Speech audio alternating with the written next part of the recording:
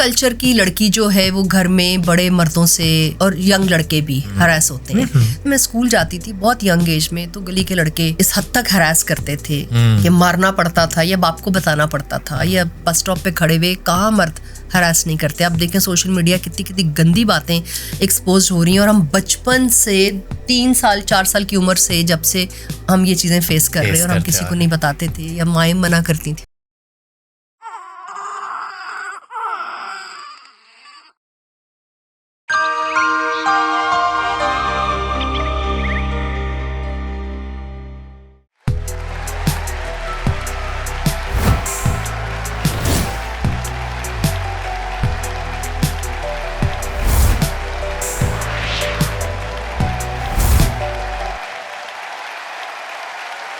अस्सलाम वालेकुम मैम।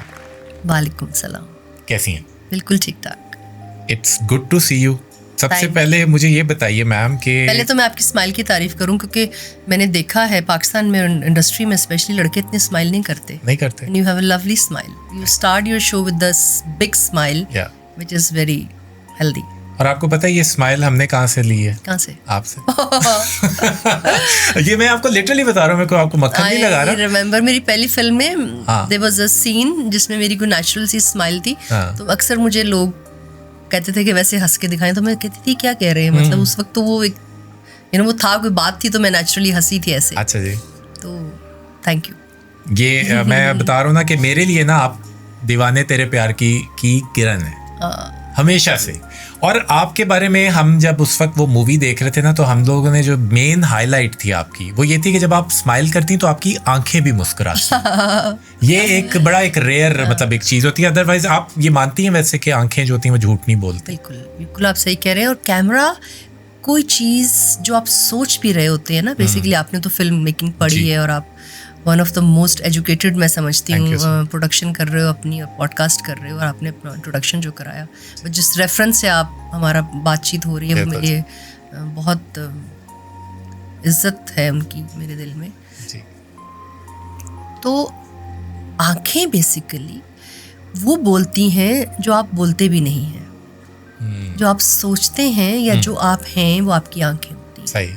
उन पे एक्टर का भी जोर नहीं चलता कभी कभी, अक्सर सही। तो आम आवाम जब हमारे साथ अच्छा या बुरा या झूठ बोलती है, पर अपने फैमिली मेंबर्स भी, तो हमें पता चल जाता है, क्योंकि हम काम ही ये करते हैं। सब अक्सर लोगों को कह रही होती हूँ कि यार हम पैसे लेके एक्टिंग करते हैं, आप लोग मुफ्त में क्यों कर रहे हो? क्योंकि उनकी आंखों से मुझे पता चल जाता है कि लफ्ज कुछ और कह रहे हैं, आंखें कुछ और कह रही हैं, और सोच ही कुछ और रहा है। बिल्कुल।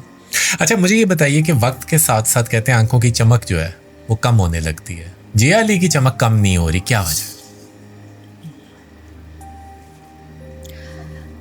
या बहुत सारी ऐसी बातें हैं जो कि ट्रू भी हैं, बट मैं समझती हूँ कि अगर आप स्पिरिचुअली इम्प्रूव नहीं कर रहे तो ये सारी बातें, आपकी हेल्थ, मेंटल फिजिकल हेल्थ बहुत मैटर करती है जी। किसी भी प्रोफेशन में आप हों, चाहे आप डॉक्टर हैं या चाहे आप कोई भी प्रोफेशन से हैं, आप लॉयर हैं, अगर आप ज़रूरत से ज़्यादा ज़िंदगी में झूठ बोल रहे हैं और लालची हैं और अपने फ़ायदे के लिए लोगों का नुकसान कर रहे हैं, आप अंदर से कुछ और हैं और बाहर से कुछ और हैं, या आप जो कह रहे हैं एटलीस्ट उसका 50% भी खुद प्रैक्टिस नहीं कर रहे, तो उससे आपकी स्पिरिचुअल हेल्थ में फ़र्क पड़ता है।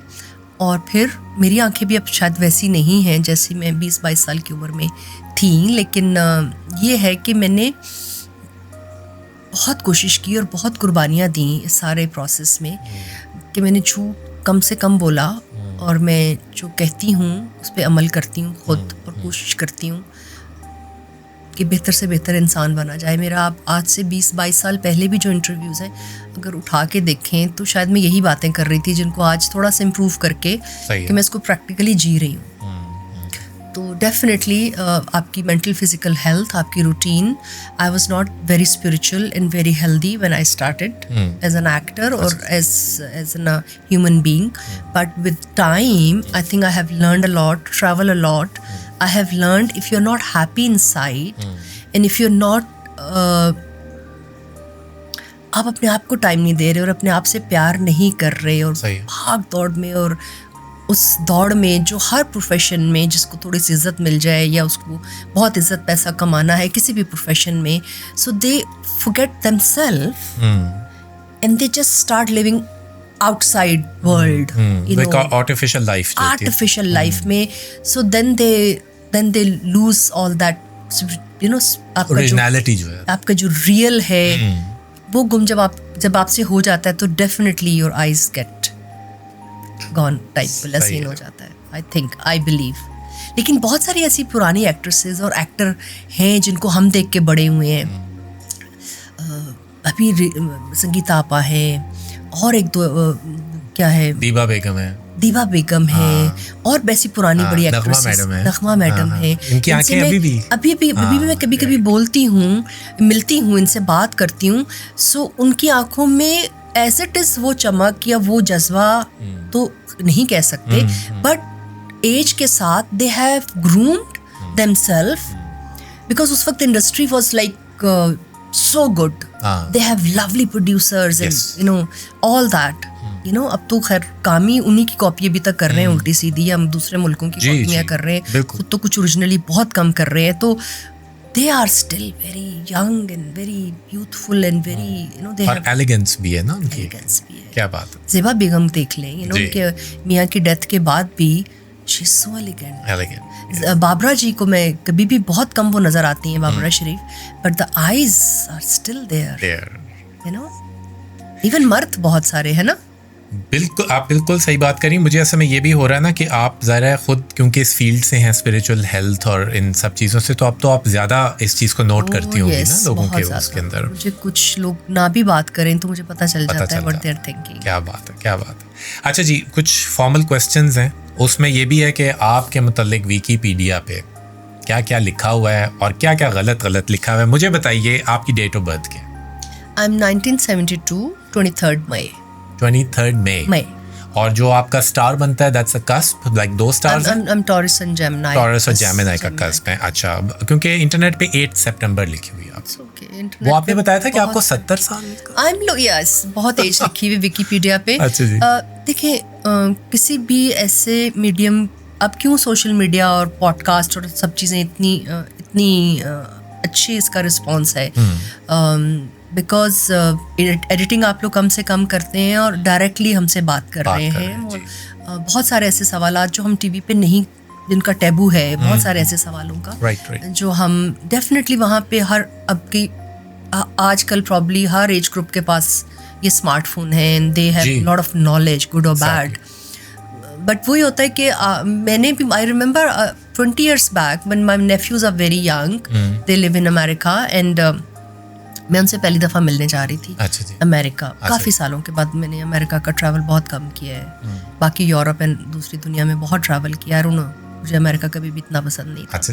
सो मैं उनसे मिलने जा रही थी, तो they have gone to Wikipedia और वहाँ पे उस वक्त मेरी एज कोई इसी तरह 69 years की मैं बन रही थी. सो दे आस्क माय भाभी के ये हमारी पप्पो 60 साल की है, 70 की है. और उस वक्त आई थिंक आई वाज लाइक 20 साल पहले की बात है. I was in my 30s, 40s में होंगी. तो क्या बात है. ये क्या लिखते हैं, लेकिन आई एम सो लकी, मेरे बारे में बहुत अच्छी बातें लिखी. मेरी शादी लेट शादी का रिस्पांस बहुत नेगेटिव किया था, लेकिन बहुत लोगों ने प्यार दिया था. मेरा कनेक्शन बहुत अलग है. हमने सारी ये बातें करनी है. एक वो जगह जब आएगी मैं लाजमी आपसे सवाल करूंगा और ये आपने मुझे बतानी भी है बातें. अच्छा, मुझे बताइए आपकी प्लेस ऑफ बर्थ क्या. आप पैदा Lahore. I am pure Lahori, model town. मैं अपनी माँ का पहला बच्चा हूँ. अच्छा. घर में सबसे बड़ी हूँ भाइयों में. My mother was 16, she got married और 17 साल में मैं पैदा हो गई थी. अच्छा जी. तो Gangaram hospital I think, you know, वहाँ की मेरी पैदाइश है. We were living in Model Town that time. Okay. और कितने सिबलिंग्स हैं आपके टोटल. I have 5 brothers. जो यंग हैं आपसे. छोटे हैं सब. छोटे आपसे. और आप एक ही लड़की. अकेली बहन हूँ सबसे अच्छा. बड़ी. और एक ही लड़की जब सबसे बड़ी होती है तो वो मैं कहता हूँ कि सबसे बड़ा भाई बन जाती है. आई नो, है ना. मुझे बनना पड़ा. मेरे जो स्टेप फादर थे उनकी डेथ के बाद और अम्मी की डेथ के बाद मुझे बनना पड़ा. और फिर बनना इसलिए भी पड़ा, एक तो मैं भाइयों के साथ बहुत अटैच्ड हूँ. अच्छा जी. और मैं भाइयों के साथ खेली बहुत हूँ, बिकॉज हम सबका डिफरेंस किसी का 7 माह का है, किसी का 9 माह का है, अच्छा, किसी का साल का है। लेकिन मुझसे छोटा भाई जिसकी अभी कनाडा में डेथ हुई है कुछ साल पहले, वो मुझसे बिल्कुल कोई 11-12 महीने छोटा था बस। अच्छा। तो वी वर जस्ट लाइक इतना क्लोज। जब आपका होता है 2 भाई, मुन्ना मुश्ताक और जाफर मुश्ताक का तो 7 months का डिफरेंस है। दे लुक लाइक ट्विंस, इतना कम डिफरेंस है उनका। यू नो मुन्ना 7 months में ही पैदा हो गया था, अली। तो बड़े सब उसको छेड़ते होते हैं कि इसको बहुत जल्दी थी आने की। तो my mother was like she was young and mummy 30s में थी, तो हम 4-5 बच्चे पैदा हो चुके थे। अच्छा। इतनी जल्दी बच्चे 4-5 आपकी मदर की हेल्थ डिस्टर्ब हुई? बहुत ज़्यादा। अम्मी की डेथ मैं समझती हूँ कि इतनी इसीलिए जल्दी हुई है बिकॉज ऑफ यंग। और मैं इसीलिए मैंने इस चीज़ को सीखा, और मेरी खैर शादी लेट होती तो बहुत ही लेट होगी, कि अब ये 50s 70s के बाद मैं समझती हूँ 80s के बाद दुनिया बहुत बदल रही है, और लड़कियों की हेल्थ की और मेंटल हेल्थ की और मैच्योरिटी के इश्यूज बहुत ज़्यादा हो गए हैं। तो इनकी शादियाँ जल्दी जो होती हैं वो उनकी मेंटल फिजिकल हेल्थ बहुत डिस्टर्ब होती है। मेरी माँ के साथ तो हेल्प बहुत अच्छी थी, मेरी खालाएं, मेरे मामू, और वो दौर भी ऐसा समझदार थी कि उन्होंने 5 बच्चे 4 बच्चे बड़ी तरीके से पाल लिए। लेकिन अब तो नई लड़कियों में ना तो उनमें जान है, ना उनकी वो फिजिकल है, और वो उनके 4-5 बच्चे अगर हो रहे हैं तो दे गेट मैड। और आप बच्चे कैसे पाल सकते हैं if you are not healthy mentally physically? So आजकल मैं समझती हूँ बच्चियों की 20-22 साल की उम्र से पहले शादी नहीं करनी चाहिए। बिल्कुल सही कह रही। अच्छा जिया जी, घर का कोई निक नेम था आपका? जिया ही है। और जिया आपका ओरिजिनल नाम है? नो, मुन्नज़्ज़म मुश्ताक मेरा पासपोर्ट पे नाम है, जो मेरा फैमिली नेम है। बिकॉज जब मेरा आईडी कार्ड बना था तो they were not taking Jiya seriously, because वो निक नेम को नहीं वो देते थे। तो जो मेरा बर्थ नेम वो ही उसमें आना चाहिए था। तो मैंने कहा जाहिर सी बात है। बट फिर जब मेरी फिल्म हिट हुई तो जब जाहिर सी बात है मेरा निक नेम सजाद साहब ने लिया, और अली मेरे छोटे भाई का नाम है, because Abu was not really happy with me film की वजह से। तो मुश्ताक का नाम लगना भी ज़रा जिया मुश्ताक अजीब सा लग रहा था। तो आपको पता है फिल्म के लिए सजाद साहब ने मेरे सारे, सजाद साहब was involved to get permissions from my film for the film and all that, with my mother, with my brothers, क्योंकि मैं बड़ा मुश्किल भी कर रही थी फिल्म करने के लिए, और परमिशन घर से भी नहीं मिल रही थी। तो वो अब मिलने में जो घर आने जाना होता था सजाद तो जिया जिया सब कहते थे। तो सजाद ने कहा ये तुम्हारा निकनेम है? मैंने कहा जी सर। तो उन्होंने कहा मैं ये यूज़ कर सकता हूँ? अच्छा। मैंने कहा जी मुझे स्कूल में सब लोग बचपन से इसी नाम से बुला रहे हैं, भाई ने शुरू किया बिया करके, तो वो जिया जिया होते होते तो ये होते। फिर सजाद साहब ने जिया अली, छोटे भाई का नाम अली है, सबसे छोटे भाई का नाम, तो जिया अली सजाद साहब ने इंट्रोड्यूस कराया था फिल्म में। ये अरबाज खान आए थे ना, तो अरबाज खान का असल नाम आरिफ खान है। तो जब उन्होंने मुझे बताया उनका नाम आरिफ है, तो मैंने उनको कहा कि आप मुझे बिल्कुल आरिफ नहीं लगे। जब आपने मुझे बताया तो आप भी मुझे बिल्कुल नाम, क्या नाम बताया? मुनज़्ज़ा नहीं लग रही। आप मुनज़्ज़ा, बिकॉज़ ये नेचुरली होता है। आप तो खुद इतने एजुकेटेड हैं, जब जिस नाम से आपको पुकारा जाए वो स्पेशली बचपन से हो, और फिर अल्लाह ने इज्जत भी दे दी इसी नाम से, तो वो ही आपकी आइडेंटिटी। और वैसे भी मैं जेमिनाई हूँ, और हम बहुत इमोशनल होते हैं और बहुत हार्ट। तो जिया जो है उसका मीनिंग है हार्ट, और यू नो उस तरह का है। राइट। तो अच्छा, वैसे एक बात भी नहीं है, लेकिन ये somehow it's पाकिस्तान में बहुत लड़कियों का नाम जिया। आपकी जो लाइफ गुजरी है ना, तो आपका नाम वैसे तो जिया अली है, लेकिन हम आपको कई बार जियाली भी कहते हैं। जियाली क्योंकि वो अगर मिलाया जाए ना तो वही बनता है, और जियाली का यही मतलब होता है कि ना भाइयों की वजह से, आई थिंक वो भाइयों के साथ पलने बढ़ने की वजह से मैं बहुत पैम्पर्ड थी। आप टॉम बॉय थी? जो टॉम बॉय होता है वो कभी भी चेंज नहीं हो सकता। मैं बहुत लड़कों में पली बड़ी हूँ, मेरी लड़कियों से बहुत कम दोस्ती होती है, और भाइयों के साथ इतना, मैं आपको बता रही थी ना कि दोस्ती की वजह से तो हमने बहुत शरारतें की। मुझे मार भी बहुत पड़ती थी। बाकी छोटे होते थे तो माँ से मुझे बहुत डांट और मार पड़ती थी कि जब मुझे पड़ेंगी तो बाकी सब ठीक हो जाएंगे। शरारत में ही ज्यादा करती थी। Thank you for being so honest. मैं बहुत पिटी। हाँ, ये नहीं होता, बताते नहीं लोग। अच्छा, वैसे आप किस टाइप की बच्ची थी? मतलब आप वैसे सेंसिटिव थी बचपन से ही? सेंसिटिव और एक्सट्रीमली शरारती एक ही वक्त में। लेकिन ये किस तरह आप इसको डील करती थी इन चीजों? मेरी माँ डील करती होगी उस वक्त, तो मैं तो नहीं डील कर पाती थी। अम्मी डील करती थी, लेकिन अकेली होने की वजह से चिड़चिड़ी भी बहुत होती थी, भाइयों को बहुत मारती थी, प्यार भी बहुत था। तो वो था मेरे अंदर। अभी मैंने काफ़ी कंट्रोल किया है, मेरे एंगर इश्यूज बहुत ज़्यादा थे। आई बिकम योगा टीचर, और आई get into the spiritual thing in a very early age just because of my anger. आपको गुस्सा ज़्यादा जल्दी आ जाता? No, जल्दी नहीं आता था, लेकिन जब आता था या आता है तो फिर वो बहुत किसी ऐसी बात पे आता है जहाँ मुझे बहुत ज़्यादा इरिटेट किया जाए, यू नो, जो मुझे समझा ना जाए, बिकॉज बीइंग अकेली लड़की घर में और being over exposed, we were very young and I travelled a lot, तो आई थिंक मेरा एक्सपोजर बहुत ज़्यादा है बाकी औरतों से या बाकी, और फिर अल्लाह ने इज्जत यंग उम्र में जब दे देता है वो नहीं आपको थोड़ा ओवर स्मार्ट आप होने की कोशिश करते हो. And I am like a person जो मेरे गलत है या सही है, मुझे होता है कि मुझे कोई मना नहीं कर सकता.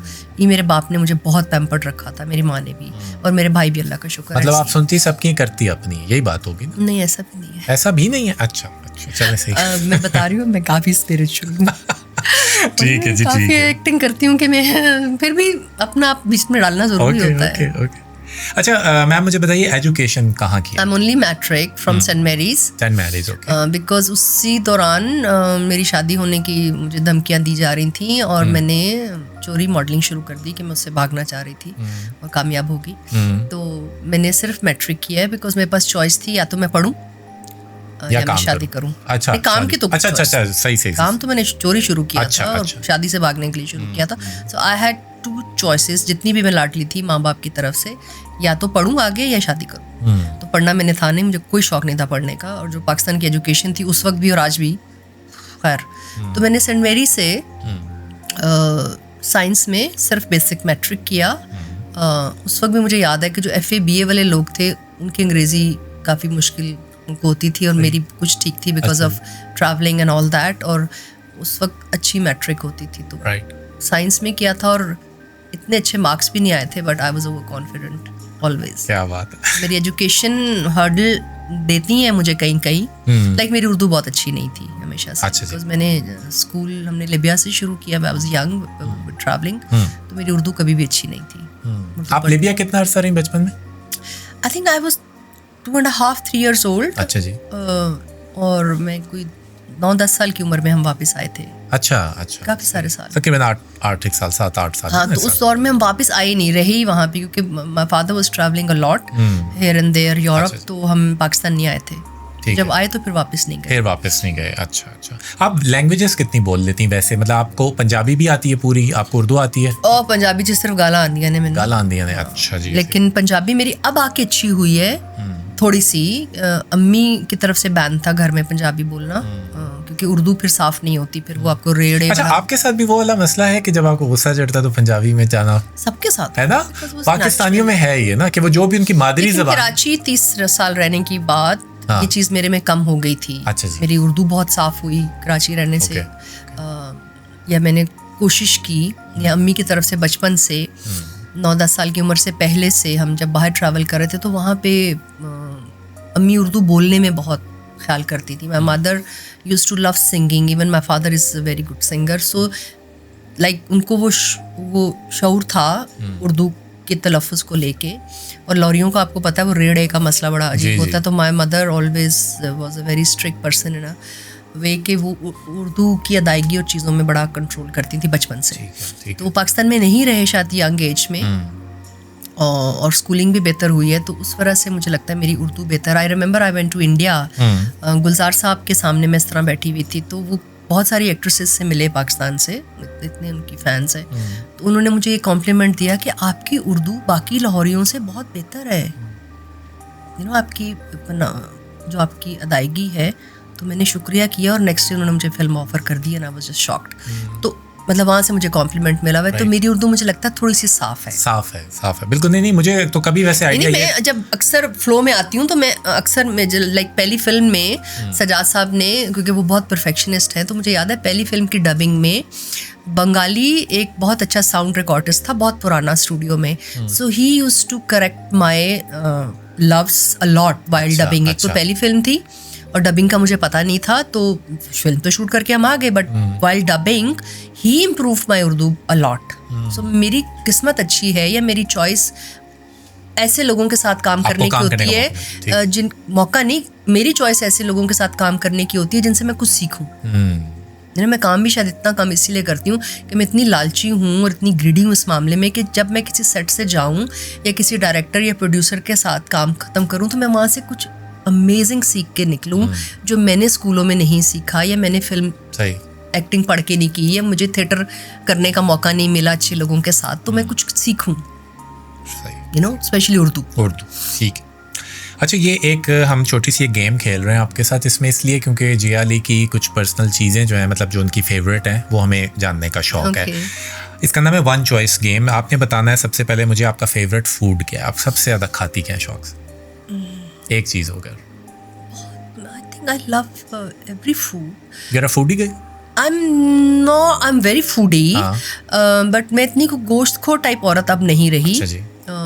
After my being yoga teacher मुझे सब्जियाँ, सलाद और मुझे डिफरेंट खाने बहुत पसंद है। मुझे टिपिकल पाकिस्तानी खाना मैं ज़्यादा देर तक नहीं खा सकती। लाइक मैं थोड़े दिन अगर चाइनीज़ या थाई खाना नहीं खाऊं तो मैं क्रैंकी हो जाती हूँ, मेरे मूड अजीब से होने शुरू हो जाते हैं। मुझे बाद में पता चलता है कि कुछ मिसिंग है। I love Italian food, I love Thai food a lot. जो मेरा दी फेवरेट फूड है वो थाई फूड है। लाइक हम जब मलेशिया वगैरह उधर जाते हैं ड्रामे करने के लिए, तो चाहे वहाँ 2 महीने रहे, महीना रहे, मुझे रोज़ थाई फूड खाना होता है। मुझे रोज़ वो सूप पीना होता है जो बहुत सारी मिनरल्स और विटामिन्स के साथ होता है। So I think experiencing with food, even when I cook, मेरा एक खाना कभी भी एक जैसा नहीं बनता, हमेशा उसका टेस्ट डिफरेंट होता है। सही। अच्छा जी, जिया अली का फेवरेट वेदर क्या है?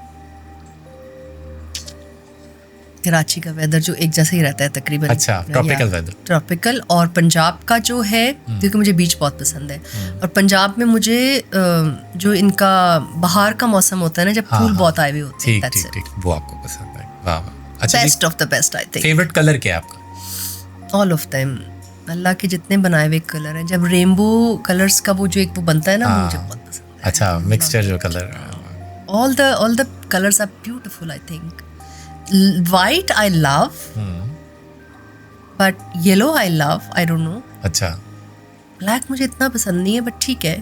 But all the natural green I love. मतलब आप कलरफुल चीजें पसंद करते हैं। I love colors. Yes. अच्छा जी, कोई लकी नंबर है, favourite number, lucky number believe करती हूँ? या थोड़ा सा मैं। अच्छा, 5 है मेरा। 5 है मेरी डेट ऑफ बर्थ के हिसाब से भी आई थिंक मेरा 5 बनता है। अच्छा जी, कोई एनिमल है आपका फेवरेट? एनिमल लवर तो हैं आप, मुझे पता है। Yes, dogs and cats of course. All the मुझे परिंदों को बांध के रखना पसंद नहीं है। अच्छा, आपको पता है दुनिया का सबसे मुश्किल क्वेश्चन होता है जब कोई पूछ ले कि डॉग्स और कैट्स? डॉग्स। अच्छा, वेरी गुड, मेरा भी यही है। कैट्स भी अच्छी हैं, लेकिन कैट्स भी अच्छी हैं, बट लाइक मेरे पास 17-18 कैट्स थी कुछ साल पहले कराची में। अभी भी मैं कोशिश कर रही हूँ। मुझे साइमीज बहुत पसंद है और मेरे पास 17 कैट्स थी। मैं अच्छा कोई डॉग ढूंढ रही थी, वो नहीं मिला, तो कहीं से इस तरह 2 बच्चे आ गए भाई साइमीज के। तो वो फिर होते 16-17 हो गई।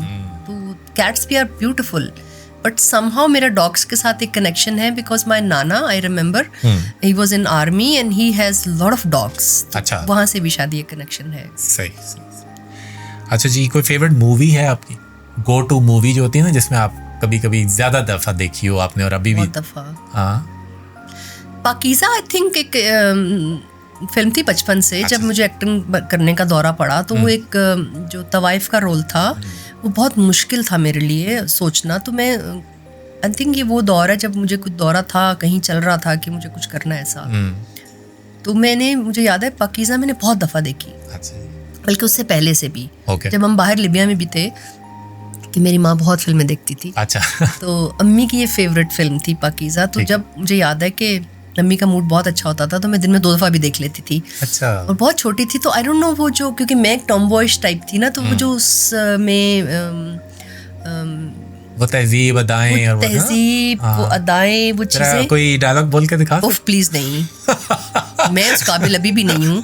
नहीं, मैंने कहा इस अटायर में आप अगर पाकीज़ा का डायलॉग बोलेंगे तो क्या लगेगा? तो पूरा आपको with the kind of songs and the way you know she, खैर वो तो एक्टर ही बहुत आला थी। फिर मधु बालाजी मेरी बहुत फेवरेट है। हॉलीवुड की सारी एक्ट्रेसेस, गॉड क्या बात है। अच्छा, गेम तो हमारी खत्म हुई। आप मुझे ये बताइए, आपने शोबिज़ ज्वाइन करने से पहले कोई और जॉब्स की है? बहुत। उसमें आप कुछ बता सकते हैं? मैं शादी से जब भाग रही थी अपनी आफ्टर माई मैट्रिक, तो I remember I started as a model, तो वहीं पे मुसरत आपा के वहाँ पे मुझे क्योंकि मुझे घर से तो भागना बहुत अच्छा लगता था, घर से बाहर रहना हर बच्चे को अच्छा लगता है उस एज में। आप मुसरत मिसबा जी की बात करें। मुसरत मिसबा ने मुझे मॉडलिंग में बहुत हेल्प किया। मैंने उन्हीं के लिए सिर्फ काम किया। बड़ा फैशन शो, एक सबसे बड़ा फैशन शो उस वक्त हो रहा था पंजाब में।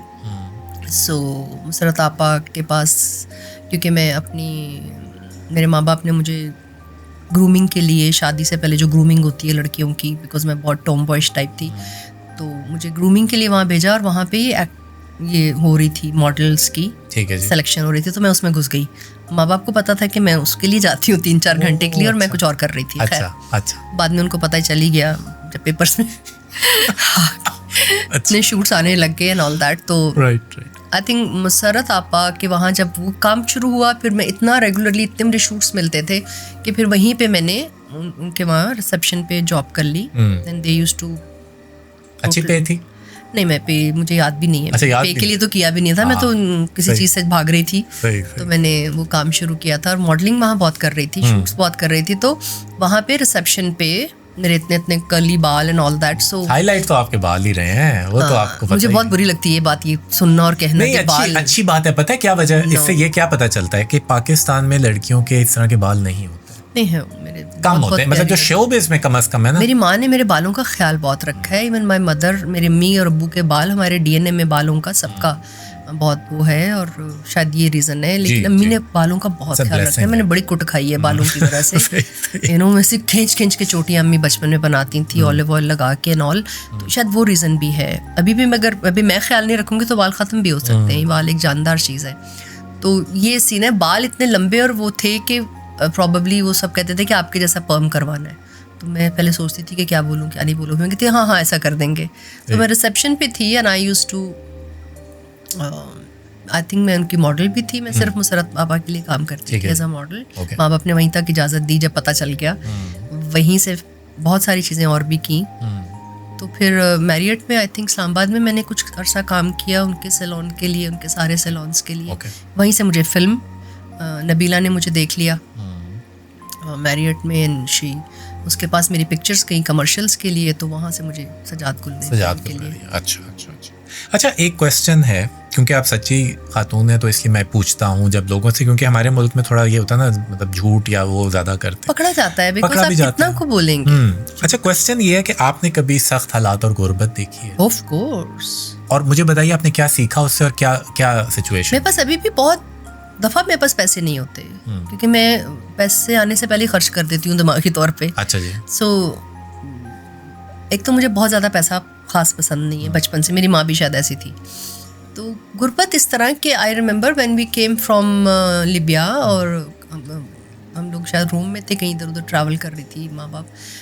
When we came from there, so there was a few years of very disturbing. एक तो बच्चे वैसे ही, जब कोई भी फैमिली बहुत अरसा बाहर रह के जब आती है तो डिस्टर्बेंस होती है, एंड माय पेरेंट्स की भी कुछ डिस्टर्बेंस चल रही थी। सो आई थिंक वो 2-3 साल अभी के खालाएं, मामू वामू सब बहुत हेल्पफुल थे। बट मैं घर में बड़ी थी और बहुत सेंसिटिव हूँ, तो मुझे लग रहा है कि वो कुछ अरसा ठीक है था, वो सख्ती थी। उसके बाद my mother got married with his own cousin, जो सेकंड अम्मी की शादी हुई, and he was quite okay, he was a businessman, not married, and उन्होंने हम पांचों का बहुत ख्याल रखा, अपने बच्चों से ज़्यादा, अपने भी बेटे से ज़्यादा। अली जो सबसे छोटा भाई है, इज माय लाइक स्टेप। तो उसके बाद ये कुछ अरसा मैंने देखा, बट हम लोग अपर मिडिल क्लास से हैं बचपन से, बहुत हाई क्लास और वो नहीं है। मैंने पैसे के लिए भी शायद काम शुरू नहीं किया था, मैंने किसी शादी से भागने के लिए काम शुरू किया था, और मुझे आज़ादी है, मेरे स्टार में है, उस चीज़ों में है कि मैं अपनी मर्जी वाली औरत हूँ। तो पैसा कभी भी मेरी वो नहीं रहा। अच्छा, ये जो आजकल हो गया है कि लोग कहने लग गए हैं, नई नस्ल भी कहती है कि दुनिया की सबसे पावरफुल चीज़ पैसा है, आप इस पे बिलीव नहीं करते? देखिए, जो नेचर है ना और कुदरत है, और हम उसके डिपेंडेंट है, वो कभी चेंज नहीं हो सकती। और ये जो पैसा और ये सब बातें हैं, ये बहुत आर्टिफिशियल है, और ये आप आजकल के दौर की बात नहीं करेंगे। मैं अपनी अम्मी की बहनों को या अब्बू के बहनों अब्बू के दोस्तों को या अम्मी के दोस्त, ऐसे दोस्तों को जानती हैं जो आप लोग आज बातें कर रहे हैं, पैसा या अनहेल्दी माइंडसेट और आर्टिफिशियल अप्रोच, वो पहले भी थी और उस हमेशा दौर से में थी। भी थी हाँ। जब नहीं होता था ज़्यादा। इस दौर में सोशल मीडिया नहीं था तो ये बातें हम इतनी करते नहीं थे, Healthy लेकिन नहीं थी, नहीं इतनी थी। आर्टिफिशियल लाइफ, बहुत सारे ऐसे साइको पागल लोग एक्सट्रीम पे जी रहे थे और वो बीमार थे और उनका कनेक्शन नहीं था, ना कुदरत के साथ था, ना अपने आप के साथ था, ना अपने किसी आसपास के रिश्ते के साथ था। तो वो चीज़ें आज भी हैं, लेकिन ये चीज़ आपको एक हद तक खुशी कर दे सकती है, लेकिन पैसे से आप वो सुकून और खुशियाँ नहीं खरीद सकते। बहुत सारे पैसे वाले लोग मैंने देखे हैं, मेरे जानने वाले हैं, या बहुत ओवर मशहूर लोग, वो अंदर से बहुत अकेले होते हैं, बहुत डिस्टर्ब होते हैं, बहुत गरीब होते हैं, अंदर से बहुत गरीब होते हैं, उनके दोस्त नहीं बनते, उन पे लोग ट्रस्ट नहीं करते, या वो लोगों पे ट्रस्ट नहीं करते, या वो ब्लंटली लोगों को एक्सेप्ट नहीं करते एज इट इज़। मैंने भी ये बातें वक्त के साथ साथ सीखी, या मेरी माँ ऐसी थी, यू नो, या मेरे नाना या मेरी नानी या मेरे दादा, या कोई पूरा डीएनए में कोई ऐसा था। तो शायद मुझे पैसे की, या मैंने बचपन में इतना ट्रैवल कर लिया, ये इतना देख लिया है बचपन से, इतना एक्सपोज थी मेरी लाइफ हमेशा से बचपन से, तो मुझे लगता है कि शायद मेरी ये रीज़न है कि मैं अपर मिडिल क्लास और अपने टाइप के लोग और जो ग्रोथ वाले लोग होते हैं, जो अपनी मेहनत से बने हुए होते हैं, मैं उनसे ज़्यादा इंस्पायर होती हूँ, चाहे वो अमीर हो या गरीब हो, मुझे कोई फ़र्क नहीं पड़ता। मैं लोगों के कपड़े, जूते या ब्रांडेड चीज़ें देख के इंस्पायर नहीं होती। मैं उनका काम या उनकी स्ट्रगल देखती हूँ। You know, I think it comes from the family or whatever the schooling I have done or travel or whatever. You know, आपका जो बैकग्राउंड होता है ना, वो उससे बहुत फर्क पड़ता है। My mother was like that. Like I remember जिस लेन में हम रह रहे थे, साथ में आलिया बेगम रहती थी, सामने बड़े बड़े डायरेक्टर्स रहते थे, इधर रॉबिन नील वाले जो बहुत बड़ा एक ब्रांड था। बट मेरी माँ की सादगी, और मुझे याद है, जितना मुझे याद है मेरा बचपन, वैसी थी, नॉर्मल थी, उनको कोई प्रॉब्लम नहीं थी कि वो कोई कहीं रह रही हैं। और अल्लाह का शुक्र है, बाहर जब हमने ट्रैवल किया तो ये जो लग्जरी होती है ना, बेसिकली ये पैसे से नहीं आती। आपने देखा होगा कि कुछ बहुत लोगों के पास पैसा होता है, लेकिन उनके घरों में वो स्टाइल, उनके अपने पहनने ओढ़ने में वो नज़ाकत या वो चीज़ नहीं होती। तो ये पैसे से नहीं आता, ये आपके अंदर होता है, या आप वक्त के साथ साथ सीखते हो, या आप किसी से इंस्पायर होते हो। सो आई रिमेंबर माई खाला, माई मामू, या मेरे अब्बू के साइड के लोग भी God upper middle class people, but they were like quite बातचीत करने वाले लोग, शऊर वाले लोग, मौसीकी का सेंस रखने वाले लोग। तो हर मुल्क में अपर मिडिल क्लास और मिडिल क्लास जो होती है, ये पहचान होती है उस मुल्क की, ये उनका कल्चर लेके चलते हैं, ये उनकी तहजीब लेके चलते हैं, क्योंकि वो अपनी मेहनत से और ग्रोन्ड होते हैं और ट्रैवल्ड होते हैं, और ये ज़्यादातर तादाद में भी ज़्यादा होते हैं। ये तादाद में भी ज़्यादा होते हैं। तो पैसा और शोहरत तो आई थिंक वो एक हद तक होती है, उससे पैसे से आप ज़रूर, इट्स वेरी इंपॉर्टेंट, बट इतना जितना आपकी ज़रूरत है। जब ज़रूरत से ज़्यादा होगा तो आप उससे बोर हो जाएंगे और बीमार हो जाएंगे, इज़न्ट इट? बिल्कुल सही कह रही। अच्छा जी, मुझे एक बात बताएं, एक कंफ्यूजन रही है हमेशा से कि आपने अपना करियर फिल्म से ही शुरू किया था, दीवाने तेरे प्यार के, या TV? I was not TV even. TV तो मैंने फिल्म के बाद किया, जो कि सैयद नूर साहब को तो बहुत इशू होते थे शुरू में कि इतनी बड़ी फिल्म्स देख के तुम टीवी कर रही हो। तो मैंने कहा सर, मैंने अब्बू की डेथ हो चुकी भी थी उन दोनों में, मैंने कहा सर मुझे फाइनेंसिस की ज़रूरत है, और सबसे बड़ी बात है मैं एक्टर नहीं हूँ, मुझे अल्लाह ने इज़्ज़त दे दी, अच्छी टीम का मैंने सिलेक्शन कर लिया, बट मुझे सीखना है। तो फिल्म में तो एक ही तरह के रोल आप लोग कर रहे हो, और कितनी कम फिल्में उर्दू बन रही हैं, और कितनी सारी एक्ट्रेसेस हैं जो कि चीना चपटी लगी रहती है, बट टीवी पे मुझे पैसे भी अच्छे मिल रहे हैं। और मुझे याद है कि मैंने पहली फिल्म के बाद जब इधर उधर ट्रैवल किया, और अक्सर इत्तेफाक होता था कि टीवी के एक्ट्रेसेस के साथ ट्रैवल, तो उनको लोग इतना प्यार करते थे, मुझे कोई जानते नहीं था बाहर। ये तो लेकिन मेरी तो फिल्म सिर्फ पाकिस्तान में हिट हुई हुई थी, बाहर फिल्में लगती नहीं थी। तो मुझे इतनी जेलसी होती थी कि यार पाकिस्तान में मुझे हर कोई जानता है, बाहर के मुल्कों में मुझे कोई जानता ही नहीं है। और पहली दूसरी फिल्म में लक होगी कि रोल अच्छे मिल गए, अच्छे डायरेक्टर मिल गए, तो एक्टिंग ठीक ठाक हो गई। बट जब टीवी के एक्टर्स के साथ आप इंटरेक्ट करते हो तो they are much better actor, because these girls and boys और men, they got different roles, और they come from theatre, little bit educated then, और उनके साथ जो डायरेक्टर्स और जो टीम के लोग, और they are also educated. Like I said, I always wanted to, I always now even मैं काम ऐसे डायरेक्टर प्रोडक्शंस के साथ कोशिश करती हूँ करना चाहूँ, नए के साथ भी करती हूँ, जो प्रोफेशनल्स हों जिनका काम आता हो, जिनसे आप कुछ सीख सकें। क्योंकि हम थिएटर से नहीं है, हमने स्कूल में जो थिएटर वेटर किया वो तो इस काबिल नहीं होता तो ठीक है कि आप एक्टिंग कर सको। लेकिन ये शुक्र है कि मैंने सिर्फ डांस में, पहली फिल्म मुझे याद है, मैंने उसको तो हम थिएटर भी नहीं, टैब्लो बोलते होते थे, वो तो ड्रामा मतलब तो उसमें मैं बहुत हिट थी अपने स्कूल में। तो मैंने डांस में मैंने बहुत तंग किया था पहली फिल्म में, बट मैंने जब एक्टिंग की तो लकीली वो मेरी टाइप लड़की का रोल सजाद साहब ने मुझे कास्ट किया था। उधर हम आ रहे हैं और उधर हमने आराम से बैठना है थोड़ी देर, क्योंकि वो मैं आपको बताता हूँ। अच्छा, मुझे एक बात बताएं, वैसे आपके जो पाकिस्तान में, आपने बाहर का तो बताया मधुबाला जी का और इनका, पाकिस्तान में आपको कौन इंस्पायर करता है? सारी मेरी जिन एक्ट्रेसेस हैं हमारी पुरानी, जिनको शायद मैंने इतना नहीं भी देखा बचपन में, बट मदर लव, अब्बू अम्मी अब्बू को फिल्में बहुत पसंद थी। रानी जी मुझे बहुत पसंद है। सारी एक्ट्रेसेस, संगीता आपा के साथ में भी एज अ डायरेक्टर भी काम करने का मौका मिलता है, तो ओ माय गॉड, उनके जो एक्सप्रेशंस और वो हर रोल में फ़र्क लग रही होती थी। और उस दौर की जो फिल्में हैं, बेशक मैंने इतनी नहीं देखी, बट वो मेरी माँ की, मेरी पूरी फैमिली की फेवरेट एक्ट्रेसेस हैं, सारी की सारी। क्या बात। दीवा बेगम के साथ मैंने पहली मूवी मेरी माँ बनी थी, तो जब वो मेरे साथ, वो मेरी भी माँ बनी हुई है, तो इसलिए मुझे ये पता है कि वो, आपको पता है वो कितना वो करती हैं, आंखों से क्या उनकी और कितना वो एक्सप्रेशन बदलती है। मैं आपको एक बात बताऊं, और उनकी उर्दू कितनी बेहतर है। उनके अंदर एक ऐसी क्वालिटी है कि आप खुद जितने भी बड़े एक्टर हों या आप हो ना, वो आपको ना स्क्रीन पे ना वो टेक ओवर कर लेते। इन सारे यास्मीन इस्माइल जो मेरी पहली फिल्म में माँ बनी थी, these girls are extremely classy, these ladies are extremely classy, और you can learn a lot by even talking to them. मैं संगीता आपा के साथ एज अ डायरेक्टर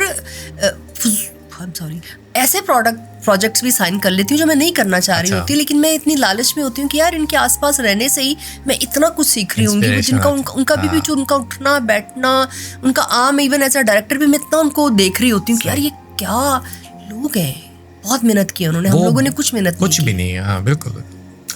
अच्छा जी, अब हम आ रहे हैं 1997 में, ठीक है ना। वो जो एक आपका उसमें गाना था, वो एक है लाखों, वो गाना जब हमने देखा था, और मैं सिनेमा पे वो मूवी देखी थी, दीवाने तेरे प्यार के, मैंने जिया जी पहली वो मूवी देखी है जिसने मुझे चेंज कर दिया। मुझे आप जैसी एक लड़की चाहिए थी जिसके पीछे जो है ना, मतलब मैं अपना पूरा, मतलब हम जैसे जो लड़के उस वक्त जो ग्रो अप कर रहे थे, हम लोगों ने, मोहम्मद भाई का जो रोल था उसमें, नोमी का, वो ये नहीं था कि मतलब वो एक मूवी का कैरेक्टर हमें लगता था, वो इस तरह था कि हमें होता था कि ये लड़की कहाँ से मिलेगी। ओह माय गॉड, वो अनवर मकसूद साहब ने वो फिल्म लिखी थी, और मेरा उस फिल्म को साइन करने का रीज़न भी यही था कि तो सजाद गुल टाइप जी प्रोडक्शन, और फिर नूर साहब का पता चला कि वो भी हैं, जो कि मैं डर गई कि नूर साहब ने मुझे पहले जीवा ऑफर की थी और मैंने उसको इनकार किया था, तो मुझे बड़ा डर लग रहा था कि भाई इतना बड़ा डायरेक्टर है। और उस वक्त नूर साहब की बहुत बड़ी हिट्स आ चुकी थी, तो सजाद गुल और अनवर मकसूद जैसे राइटर की फिल्म, उन्होंने लिखा ही बहुत नेचुरल था। उन्होंने बेसिकली,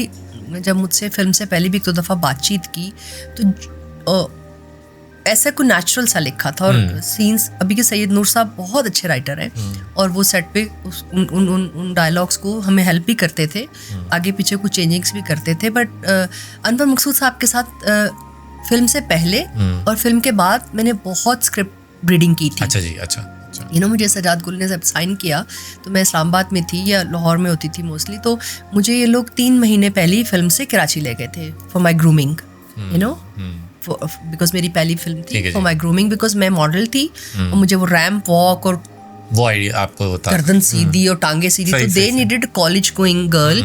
सो मुझे याद है कि सबसे पहले सैयद नूर साहब ने जब मेरे शुरू किए डांस में, तो खैर मैंने बहुत तंग किया, लेकिन जब मेरे सीन शुरू किए तो मैं मॉडल्स की तरह चलती थी। अच्छा।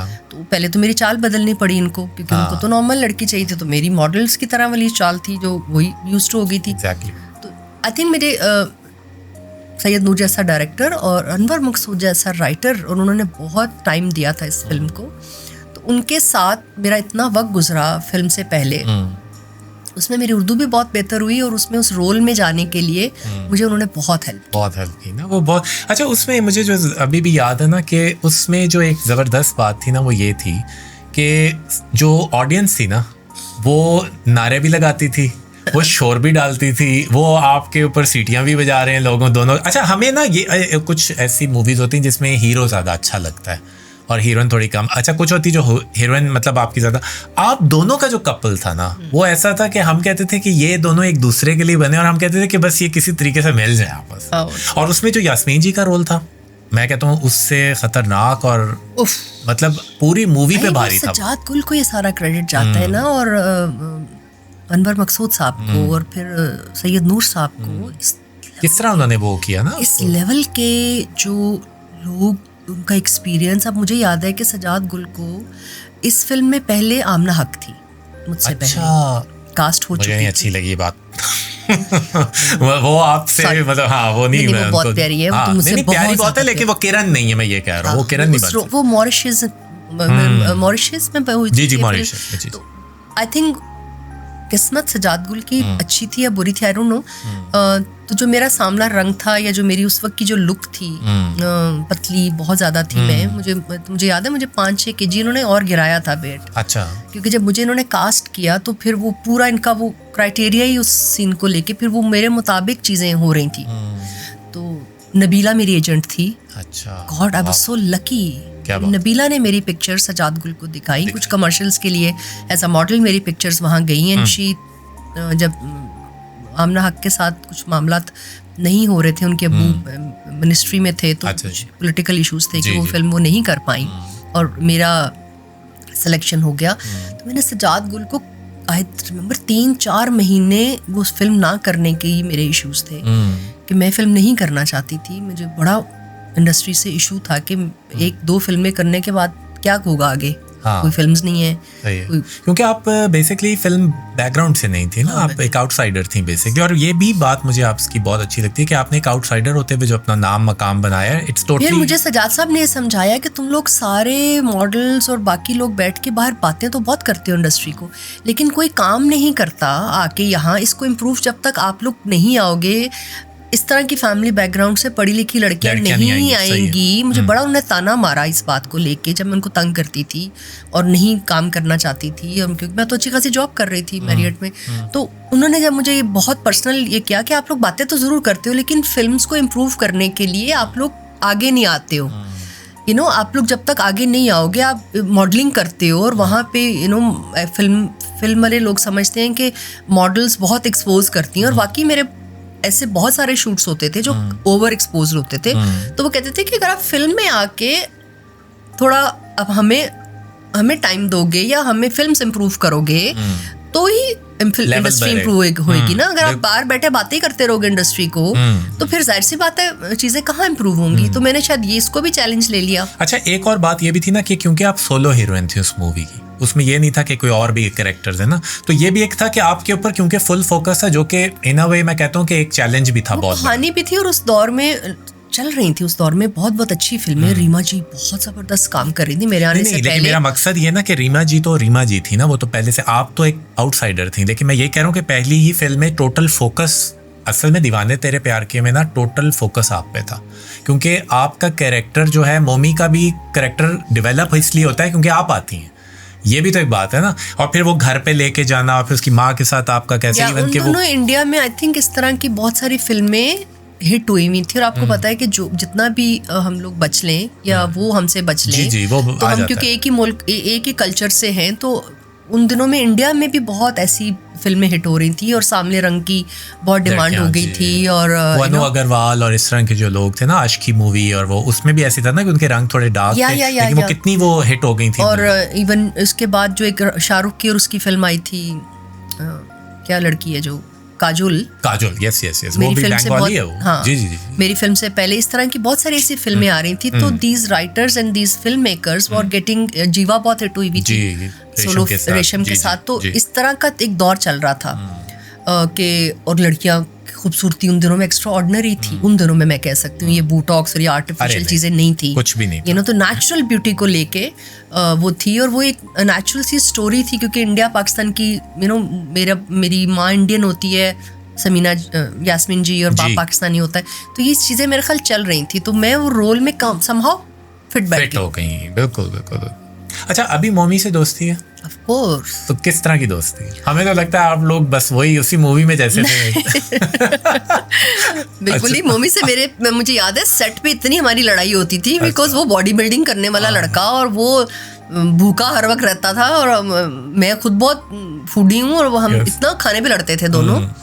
और बाकी अल्लाह का शुक्र है। अच्छा, मम्मी की भी पहली मूवी थी ना? मम्मी की दूसरी थी, कुड़ियों के डाले दाना जो थी वो फर्स्ट थी ना उनकी। अच्छा, लेकिन मेजर मूवी यही थी उनकी जो कि उसमें हुई। उसमें रेशम का बहुत अच्छा रोल था। मम्मी की वो पहली फिल्म थी, मेरे साथ ये दूसरी फिल्म थी। But mummy was a good dancer, बहुत अच्छा डांस करता था और मेरी फिल्म डांस से ही शुरू की गई। तो मैं बहुत बुरी थी डांस में, mummy used to help me a lot. He is such a good person. Mummy is such a मैं पर्सनली जानता हूँ, बहुत अच्छी है। He is such a good human being. मुझे याद है 50 टेक्स मेरी डांस की अच्छी नहीं होती थी और वो इतनी एनर्जी से हर टेक वो करता था और वो दोनों की एनर्जी अगर ना मिले तो वो नजर आती है। सो जो डांस का जो मैंने टेढ़ा मेढ़ा डांस थोड़ा सा किया था पहली फिल्म में, वो सारा क्रेडिट अच्छा लगा था हमें। पता क्या वजह? क्योंकि आपका कैरेक्टर ही ऐसा दिखाया था ना आपको उसमें। आई रिमेम्बर इंडियन कोरियोग्राफर्स थे, बूपी सिंह थे, सरोज खान के असिस्टेंट बूपी सिंह थे। उन दिनों वो मेरा ख्याल है श्रीदेवी जी के साथ बहुत बड़ी बड़ी फिल्म इंडिया में कर रहे थे, तो वो कोरियोग्राफर थे हमारे। आई रिमेम्बर उन्होंने मेरी सारी वार्डरोब चेंज की। उन्होंने कहा जिस तरह का लड़की का रोल है उसमें तो वो कभी पाकिस्तान नहीं गई तो वो कभी भी चोली घघरा टाइप चीजें नहीं पहने, क्योंकि उसने तो वो माहौल देखा ही नहीं। बिल्कुल ठीक है। तो इतनी रियलिस्टिकली वो चीज़ों पे करते थे। उन्होंने ऐसे मुश्किल स्टेप भी नहीं डाले कि जो एक कॉलेज जाने वाली लड़की है और सारी ज़िंदगी इस तरह के माहौल में, डिफरेंट माहौल में रही है। बेशक वो एशियन कल्चर है, बट ना उसकी माँ इंडिया जाने में इंटरेस्टेड है, ना वो अपने मियाँ को पाकिस्तान जाने देती है। वो बहुत अजीब तरह की मेरी माँ की पर्सनालिटी दिखाई, डोमिनेंट है ना, बहुत डोमिनेंट है। तो उसने कहा कि इसने जो अपनी बच्ची पाली होगी उसने बिल्कुल इंडियन और पाकिस्तानी कल्चर से उसको अलग रखा होगा। अच्छा। तो आप ये सारे कपड़े चेंज करें। आई रिमेम्बर मेरी तकरीबन वार्डरोब जो मैं अपने कपड़े लेके गई थी, 1.5-2 महीने की शूट थी, तो मैं अपने बहुत कपड़े लेके गई थी। मुझे बहुत सारा कपड़े लेके ट्रैवल करने की आदत है, शायद मेरी माँ को भी थी। तो मेरे अपने कपड़े बहुत पहने हुए उस फिल्म में। फिर सजाद गुल साहब की वाइफ ने और अनवर मकसूद साहब की वाइफ ने और इवन सैयद नूर साहब की वाइफ ने, ये तीनों औरतें वहाँ पे थी मैच्योर। और सैयद नूर साहब की वाइफ में के साथ तो रुखसाना जी के साथ तो मैंने इतने शूट्स किए हुए थे, तो वो मुझे बहुत अच्छी तरह समझती थी। तो फिर इन 3 औरतों की ड्यूटी सजाद साहब ने लगाई थी कि जाके वहाँ से हमने सारी वार्डरोब नहीं ली थी। मेरे सारे बूट्स, चीज़ें, बहुत सारी चीज़ें जो पाकिस्तान से हम बना के लेके गए थे। अमीर अदनान ने, मुझे याद है, मेरी वार्डरोब यहाँ से बहुत बना के भेजी थी। गानों वानों की वो सब चेंज हो गई थी। कोई एक आधी चीज़ मैंने पहनी है, बाकी सब क्योंकि वहाँ लोकल। उन्होंने कहा ये तो ख्वाब में भी इंडियन पाकिस्तानी नहीं अपने आप को देखेगी, क्योंकि ये तो अगर कोई ड्रीम कर रही है किसी लड़के के साथ रोमांस में ड्रीम कर रही है। Choreographers are Indian choreographers like so educated कि वो खुद सारा गाना डिजाइन करते हैं और खुद हर चीज कहानी के मुताबिक करते हैं, रोल के मुताबिक करते हैं। So I got so much knowledge in such a young age working with such a professionals. Sajjad sahab, Nabila, Anwar Maqsood sahab, top of that Syed Noor sahab, जिन्होंने हम जैसे एक्टरों को, नॉन एक्टर को इतना पॉलिश किया। और फिर ये फिल्म सजाद साहब ने खुद एडिट की।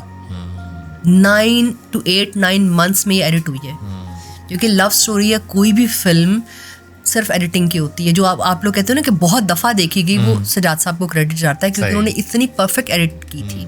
क्योंकि एक सर्टेन टाइमिंग्स होती है सीन्स की और सारे फिल्म के। गाने बहुत अच्छे मिल गए आप लोगों को, गाने बहुत गाने इतना अच्छा बड़ा डायरेक्टर, क्या बात है, क्या अमजद भाभी साहब, क्या बात। अच्छा जी, अब हम दीवाने तेरे प्यार के से एकदम से एक ऐसी चीज़ पर आ रहे हैं जिसका मुझे समझ नहीं आता आपने वो कैसे एक्सेप्ट की। 2013 में तैयबा नाम का एक कैरेक्टर आपने किया तारे अनकबूत में, फस्सी बारी खान, जिनकी वजह से अभी आप मेरे सामने विराजमान है। क्या वजह है? फेवरेट पर्सन कि वो मतलब मेरे इतने अच्छे दोस्त हैं, वो मैंने उनसे जब कहा तो उन्होंने आपका मुझे रेकमेंड किया। और आई love Fasi Bari a lot as a human being. इतना अच्छा इंसान है और इतना अच्छा राइटर है। हमारे पास राइटर बहुत अच्छे हैं, लेकिन ये so different and he is such a good human being. और वो वक्त के साथ साथ इतना अमेजिंगली इम्प्रूव कर रहे हैं। यू नो, अक्सर आर्टिस्ट या एक्टर या डायरेक्टर रुक जाते हैं या डिक्लाइन में चले जाते हैं ना, ये ऊपर हो जा रहे हैं। अच्छा, मुझे बताइए तारे अनकबूत आपको किस तरह, उन्होंने कैसे आपको कंसीव किया और आपको कन्विंस कैसे किया कि आपने ये, वो तो इतना बोल्ड कैरेक्टर है और आपकी पर्सनैलिटी, हम लोगों ने किरण देखी हुई, किरण से तैयबा आप कैसे बनी? किरण से तैयबा में बहुत ट्रैवल है, बहुत टाइम है। क्योंकि मैंने फिल्में कम की हैं और मुझे एक तरह के रोल करना नहीं पसंद। इवन टीवी पे भी मैंने हमेशा कोशिश की कि एक स्क्रिप्ट जब मैं एक दफ़ा कर लेती थी तो चाहे जितनी भी बड़ी प्रोडक्शन हो, जितने ज़्यादा पैसे दे रहे हो, लेकिन मेरी कुछ है मुझे कि वो चीज़ मैंने दोबारा नहीं करनी, क्योंकि मैं बोर हो रहती थी। अभी कि वो पैसों के लिए काम होता था, स्पेशली टीवी। तो फिर साथ मॉडलिंग कर रही थी और इतनी चॉइस थी मेरे पास, मैंने मॉडलिंग नहीं छोड़ी, रैम्प नहीं छोड़ा, इतनी चॉइसेस थी कराची जाने की वजह से, बहुत काम। आई थिंक ये क्रेडिट भी फसी को जाता है। I don't know, he has seen me somewhere in some drama, because मैं सोशली इतनी एक्टिव नहीं हूँ। फसी भी इतना कुछ सोशली उस तरह नहीं है, तो फसी तो बहुत ज़्यादा रेशम के साथ बहुत काम करते थे, because she is such a good actor. तो फसी और रेशम का बहुत एक वो था। तो इन्होंने आई डोंट नो मुझे कहाँ देखा, और सेवन स्काई में मैरी होती है, बहुत अच्छी मेरी दोस्त है, थी, अभी भी है। तो आई थिंक दे और जो डायरेक्टर है हमारा मजहर मोइन साहब, ये इस टीम के साथ, तो इस जब टीम आपकी अच्छी होती है ना, तो फिर उनको एक्टर जब कहीं भी वो उसको देखते हैं तो वो जो कुछ करना चाह रहा होता है इन लोगों को पता चल जाता है। यू नो, इवन हम अगर सजाद साहब की बात करें तो मुझे नहीं पता था कि मैं किरण बन सकती हूँ। ये तो मेरी सजाद साहब को वो सारा करेक्ट, क्योंकि उन्होंने वो स्क्रिप्ट देखा, लिखा, करवाया, तो उनको किरण कहीं मेरे अंदर नजर आ गई ना, मुझे तो नहीं हम पता। तो एक फिनिश्ड प्रोडक्ट की किरण को देख रहे हैं ना, तो वो उसके पीछे जो सारी होमवर्क है, बिकॉज मैं हमेशा अपने किसी भी काम का 50%, 80% क्रेडिट अपनी टीम को देती हूँ। मैंने ज़रूर मेहनत की है, लेकिन मैंने उनकी बेबी पे मेहनत की है जो उन्होंने पाला है। बिल्कुल। तो ये सारा क्रेडिट मैं समझती हूँ मेरे किसी भी ड्रामे का या किसी अच्छे रोल का। इस रोल में तो मैं बिल्कुल पागल हो गई थी कि मुझे याद है कि मैं अपना नाम भी, मुझे कोई मेरे नाम से पुकारता था, वो इतना मुश्किल था और इतना इंटेंस रोल था कि खैर मैंने अभी भी अच्छी तरह नहीं किया, लेकिन इतने अच्छी टीम के साथ मुझे याद है कि मेरा नाम लोग पुकारते थे, मुझे मैरी बुलाती थी तो मैं रिस्पॉन्स नहीं करती थी। जब वो मुझे मेरे कैरेक्टर के नाम से बुलाते थे तो मैं रिस्पॉन्स करती थी। जिया कहती थी तो आपको नहीं, आपको तैयबा कहती थी? तैयबा कहती थी। तो ये थोड़े दिन रहा मेरे साथ। They noticed and they told me on set even, because वो बहुत साइको और इंटेंस, और वो ये वाला पार्ट इस ड्रामे का रियल था, एक रियल लाइफ स्टोरी जो फसी ने मुझे ही बताई। ओके। एक रियल लाइफ बहुत मशहूर हस्ती का ये पूरा एक पार्ट है, क्योंकि इस ड्रामे में बहुत सारे डिफरेंट ट्रैक्स चल रहे थे, but this part was like, और मेरा क्योंकि फिल्म का थोड़ा सा था और रेशम भी फिल्म से थी ना, तो आप लोगों के जो कैरेक्टर्स थे उसमें वो फिल्म वाली फील देते। हाँ, आई डोंट नो, लेकिन था भी वो थोड़ा सा हॉरर टाइप था ना, उसका थोड़ा मिस्ट्री भी थी और वो भी ट्रैक था, तो इसलिए वो फिक्शन भी थी उसमें। लेकिन मैं आपको एक बताऊं, फिल्म की एक्टिंग और ड्रामे की एक्टिंग टोटली डिफरेंट है, बिकॉज मैं दोनों करती हूँ, बट इनकी अदायगी, इनका बॉडी लैंग्वेज, कैमरे की वजह से भी टोटली डिफरेंट है। फ्रेमिंग की वजह है ना, इसमें जो फ्रेम है फिल्म का वो अलग है, और उनका जो स्क्रिप्ट और जो टीवी पे जो घर में बैठ के लोग देख रहे हैं वो किसी डिफरेंट माइंडसेट से उस रोल को देख रहे हैं। यही रोल अगर आप फिल्म में जाके करेंगे और यही रोल अगर आप थिएटर में जाके करेंगे तो एक्टर को टोटली अपनी मामलात को डिफरेंट तरीके से करना पड़ेगा। बिल्कुल सही कह रही। Isn't it? और ये भी एक मैं आपको बता देता हूँ वजह, कि आपने कहा कि आप किसी के बेबी के ऊपर काम करते हो और उनको आप 80% क्रेडिट देते हो, लेकिन आपने देखा है कि दुनिया में मशहूर सिर्फ एक्टर होता है। उसकी क्या वजह होती है?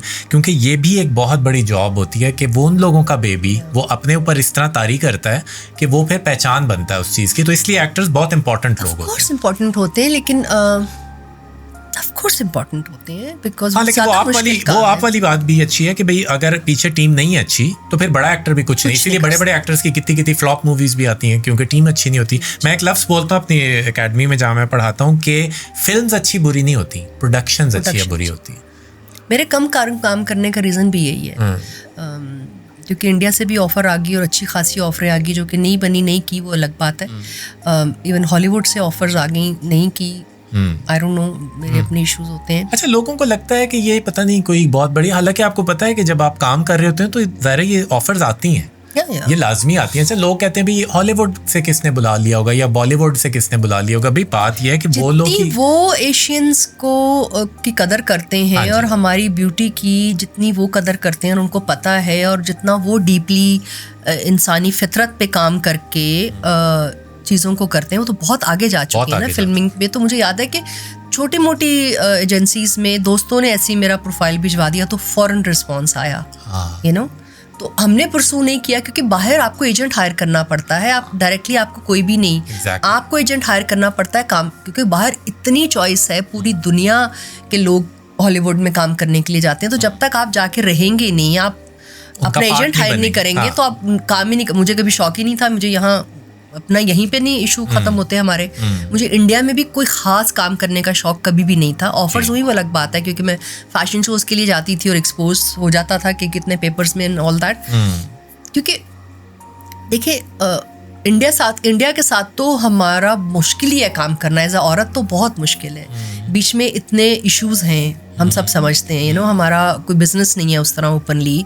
फिर एक औरत को वहाँ जाके बहुत मुश्किलात आती हैं, जो पाकिस्तान में मुश्किलात हैं लड़कियों को शोबिज़ में जो फेस करना पड़ता है, जो मर्दों का इतना डोमिनेशन है, इतनी ज़्यादा ग्रिप है। तो इंडिया में आप सोच सकते हैं क्या होगा अभी कि वो अपनी लड़कियों के लिए, और फिर वहाँ पे लाइसेंस्ड होता है। अगर आप अगर आप एज एन एक्टर वहाँ पे रजिस्टर्ड नहीं हो उनकी उसमें, तो वो आपको काम नहीं करने देते। एक आधी फिल्म इट्स ओके।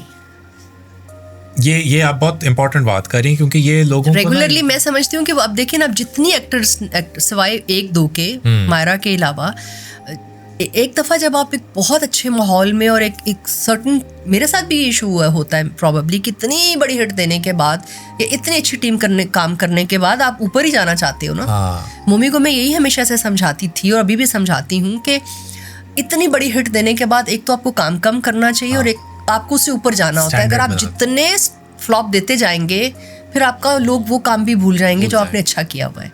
सो बहुत कुर्बानियाँ देनी पड़ती हैं पहली दूसरी हिट के बाद। ये हम एक्टरों को पता होता है, आम लोगों को नहीं ये बात समझ आती। क्या बात है, क्या बात है। अच्छा जी, हम एक और अब क्वेश्चन पे आ रहे हैं। आपकी शादी 2019 में हुई थी या 21 में हुई थी? 21 में ना, और इमरान इदरीस आपके जो हस्बैंड हैं। अच्छा, अब वो हैं हांगकांग बेस्ड, आप कहाँ मिली उन्हें? इमरान जी हांगकांग बेस्ड हैं, अभी भी हांगकांग बहुत उनका ट्रैवल। और ये सॉरी कट करूं, ये उसमें लिखा था कि क्रिकेट कोच हैं और बिजनेसमैन है, ये बात तो सही है ना? अच्छा जी। इमरान मुझे 6-7 साल से हम एक दूसरे को जानते थे सिर्फ फेसबुक के ज़रिए, because he is a cricket coach in Hong Kong और उनका अपना ब्रांड भी है स्पोर्ट्स की चीज़ों को लेके। तो उनका पाकिस्तानी फिल्म टीवी के एक्टरों से बहुत ज़्यादा कनेक्शन इसलिए भी है कि वो उनका ब्रांड की वजह से वो बहुत सारे शोज़ करवाते हैं हांगकांग में, और पाकिस्तान के इमेज के वो बड़े पेट्रियाटिक उनका माशाल्लाह एक अच्छी है कि बाहर मुल्क रह के भी वो बहुत यंग एज में चले गए थे, तो बाहर रह के भी उनका पाकिस्तान से जो अटैचमेंट है, अपनी फैमिली के साथ अटैचमेंट है और अपने कल्चर के साथ जो अटैचमेंट है हमारी, वो बहुत ज़बरदस्त थी। तो उन्होंने फेसबुक पे कहीं सब एक्टर्स को इनवाइट किया था हांगकांग आने के लिए कि पाकिस्तान के इमेज के लिए वो कुछ शोज़ करना चाहते थे। तो उसमें कहीं मुझे भी फेसबुक पे मैसेज आया और किस्मत थी कि मैं कभी फेसबुक पे एक्टिव आज भी नहीं हूँ और कभी भी नहीं थी। ठीक है जी। तो मेरी शादी से भी कुछ 7-8 साल पहले, 6 साल पहले इमरान का मुझे मैसेज आया, मैं कई दफ़ा बता चुकी हूँ। तो खैर मैंने उसको रिस्पॉन्स किया बिकॉज वो पाकिस्तान के लिए बात कर रहे थे और ये वो, तो उसमें हमारी बातचीत हुई और फिर 4-5-6 साल कोई बातचीत नहीं हुई। फिर कोविड के दौरान जब मैंने जिया केयर्स अपना ब्रांड शुरू किया, उससे पहले तो मुझे याद आया कि एक बहुत अच्छा भला बंदा के साथ मेरा इंटरेक्शन रहा, काम तो नहीं हुआ, 1-2 दफ़ा 5-6 साल में कोई बातचीत हुई काम को लेके। तो मुझे चाइना से बॉटल्स मंगवानी थी अपनी ब्रांड के लिए, जिया केयर्स के लिए। तो मैंने दिमाग घुमाया, तो कोविड में हम कितने फारिग थे आप सबको पता है, तो बहुत दिमाग चलता था, ज़्यादा काम होता कोई नहीं था। और मैं बहुत मेडिटेशन और योगा कर रही थी, उन दिनों में फारिग थी और बहुत ट्रैवल कर रही थी। आई डोंट नो, मतलब जहाज़ में नहीं, जहाँ गाड़ी लेके निकल जाती थी मैं, कराची में रही नहीं, मैं हर वक्त घूम रही होती थी। अच्छा जी। तो मुझे दिमाग में आया कि मैंने इमरान इदरीस करके एक लड़का है, हांगकांग में रहता है और उसका चाइना में भी बिजनेस है, तो मैं उससे कहती हूँ कि मुझे बॉटल्स चाहिए मेरे ब्रांड के लिए और मुझे पाकिस्तान में अच्छी डिज़ाइंस बॉटल्स नहीं मिल रही, और कोविड आ गया तो कोई भी कंपनी छोटा मोटा ऑर्डर तो ले नहीं रही। सो आई कॉल्ड हिम, अच्छा, and he was luckily in Pakistan and he said कि हाँ मैं इस्लामाबाद में, मैंने कहा मेरी फिल्म की लॉन्च हो रही है इस्लामाबाद में।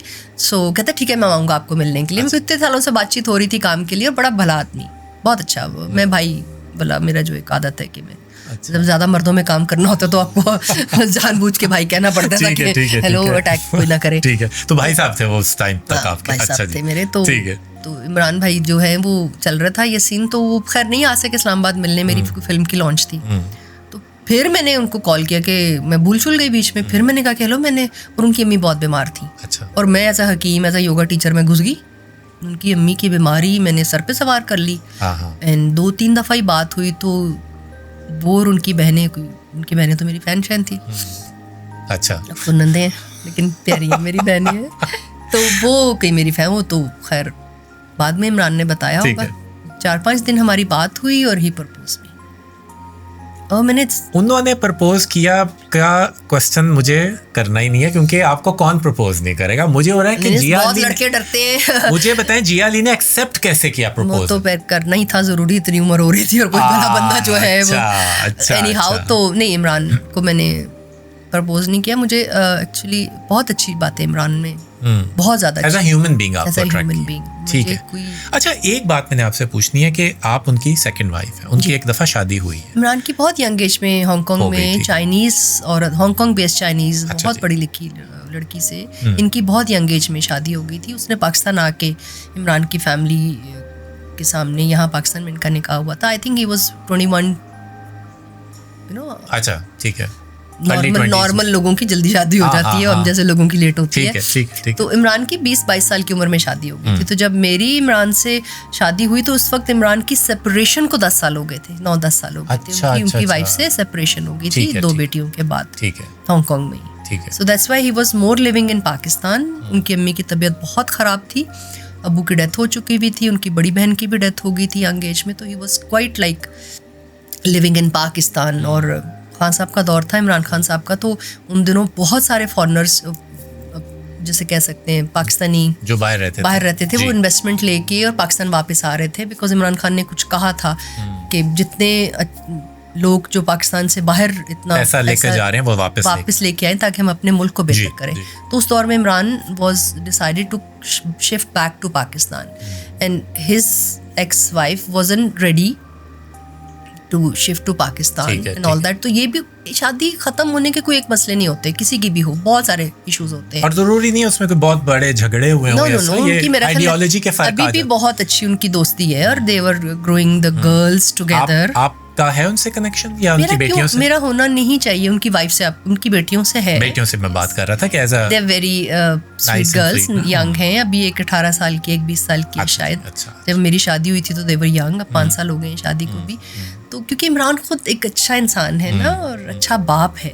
मेरी इमरान से शादी करने का रीज़न ही ये था बिकॉज मेरे पेरेंट्स के भी ये इश्यूज रहे। तो मैं समझ सकती हूँ कि बाप का बेहतर बाप होना, जब तक वो बेहतर बाप नहीं है वो बेहतर मियाँ भी नहीं हो सकता। सही कह रही हैं, बिल्कुल सही कह रही हैं। तो दूसरी शादी मेरे लिए, मैंने ज़िंदगी में मतलब इतनी लेट शादी करने के बाद आप सोच सकते हैं कि बड़ा मेरे लिए मुश्किल डिसीजन था। तो जब इमरान ने बहुत सच्ची बातें, मुझे सीधी सच्ची बातें बताई, तो मैं भी कोई धूप में बाल तो सफ़ेद नहीं किए हुए, अभी तो खड़ाई किया हुआ थोड़ा बहुत, तो मुझे समझ बहुत सारी चीज़ों की आ गई थी कि ये चली नहीं because of she is foreigner. और इनका कल्चरल इशू जब आए होंगे और उनके अब्बू क्योंकि बुद्धिज़्म से थे और वो कन्वर्ट हुई थी, तो ये मज़हब बहुत मैटर करता है, कल्चर बहुत मैटर करता है। Because I remember I was engage with Turkish man जब मेरी अम्मी जिंदा थी। तो मेरे लिए भी 5-6 साल शादी वाला डिसीजन लेके इस्तांबुल शिफ्ट होना was like God, like most difficult. So I really understood when he proposed me and he said के 4-5 साल बाद वो चीज़ें मुश्किल होने लग गई थी। बिकॉज मैं समझती हूँ कि शादी आप मियाँ बीवी या लव मैरिज या व्हाटएवर अरेंज मैरिज जो होती है वो होती तो मियाँ से तो होती है, वो तो बहुत सपोर्ट होती है। लेकिन मियाँ बीवी के जो घर वाले होते हैं दोनों साइड्स के, अगर वो समझदार ना हों और वो सपोर्टिव ना हों शादी को लेके, तो वो चलना और आजकल के दौर में तो बहुत मुश्किल है। और मैं बड़ी कोशिश थी कि मैं जॉइंट फैमिली टाइप में नहीं हूँ, क्योंकि मैं अभी इतनी बड़ी हो गई, मेरे से बड़ा मुश्किल है, मैं सारी ज़िंदगी अकेली रही हूँ। बट अब मैं जॉइंट फैमिली में रह रही हूँ और इमरान के बहुत पोजेसिव हैं चीज़ों को लेके, नी ट्रैवल अ लॉट। सो आपको लेके भी बहुत पोजेसिव या और पोजेसिव भी हैं, लेकिन या he is possessive and I like it somehow somewhere। माशाल्लाह हम माशाल्लाह कहते हैं आप लोगों के लिए, क्योंकि you are a sweet couple. भाइयों की वजह से बहुत ज़्यादा, तो मेरे भाइयों ने भी मुझे बहुत रहा, तो शायद मुझे ये नहीं कि बाकी रिलेशनशिप्स में कोई इशू था, इशू मेरे में ही था। मुझे लगता है मैं ओवर आज़ाद औरत हूँ। उन्होंने बहुत सारी शर्तें पहले रख दी। इमरान स्मार्ट निकले। उन्होंने मुझे दुरुस्त करने का शादी के बाद फैसला किया हुआ है, जो कि मैंने नहीं होना। लेकिन एनी हाउ, सो ये अच्छा, आपके अपने बच्चे नहीं है? अल्लाह का शुक्र। इसलिए है, मैं भी ये कहने लगा था कि जिस तरह की जिया जी दुनिया अभी हो गई है, नहीं हो नहीं गई, मतलब मैंने 5 भाई पाल लिए यार। तो मेरे लिए मैंने इमरान से कहा था कि यार एक तो बहुत लेट शादी कर रही हूँ, ऊपर से तुम्हारी 2 बेटियां हैं, I'm so lucky, सो मैं बहुत अच्छी माँ हूँ। और इमरान भी एक तरह से आपके लिए बच्चा ही है ना, मतलब आप 7 years मेरे लिए यंगर भी हैं। बच्चा तो खैर हर नहीं, बच्चे से मतलब कि केयर जो पैम्परिंग आपको ज़रा एज अ हस्बैंड, मैं भी उनको बहुत करती हूँ, वो भी मुझे बहुत करते हैं, और वो तो बहुत अब्बा बनते हैं मेरे। तो अभी मेरे से छोटे हैं, लेकिन ये है कि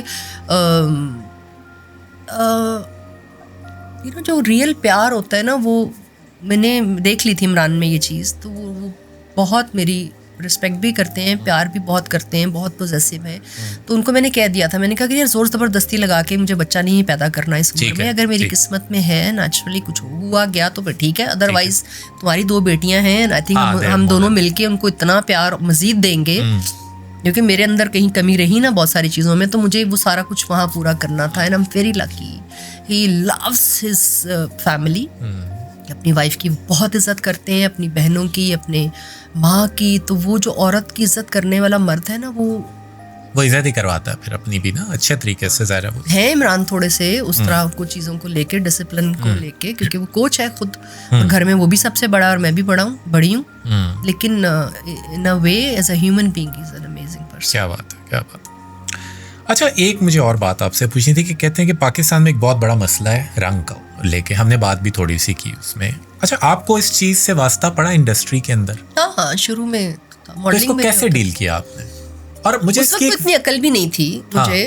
और मैं धूपों में बहुत खेलती थी, बीइंग टॉम बॉय, तो मैं वैसे ही ओवर काली रहती थी हर वक्त। तो फैशन शोज में भी इशू होना शुरू हुआ था। बट मैं आई थिंक वो as being tomboy personality, मैंने कभी सर पे ये चीज़ सवारी नहीं की थी, और क्योंकि इतना ट्रैवल दुनिया में किया हुआ था।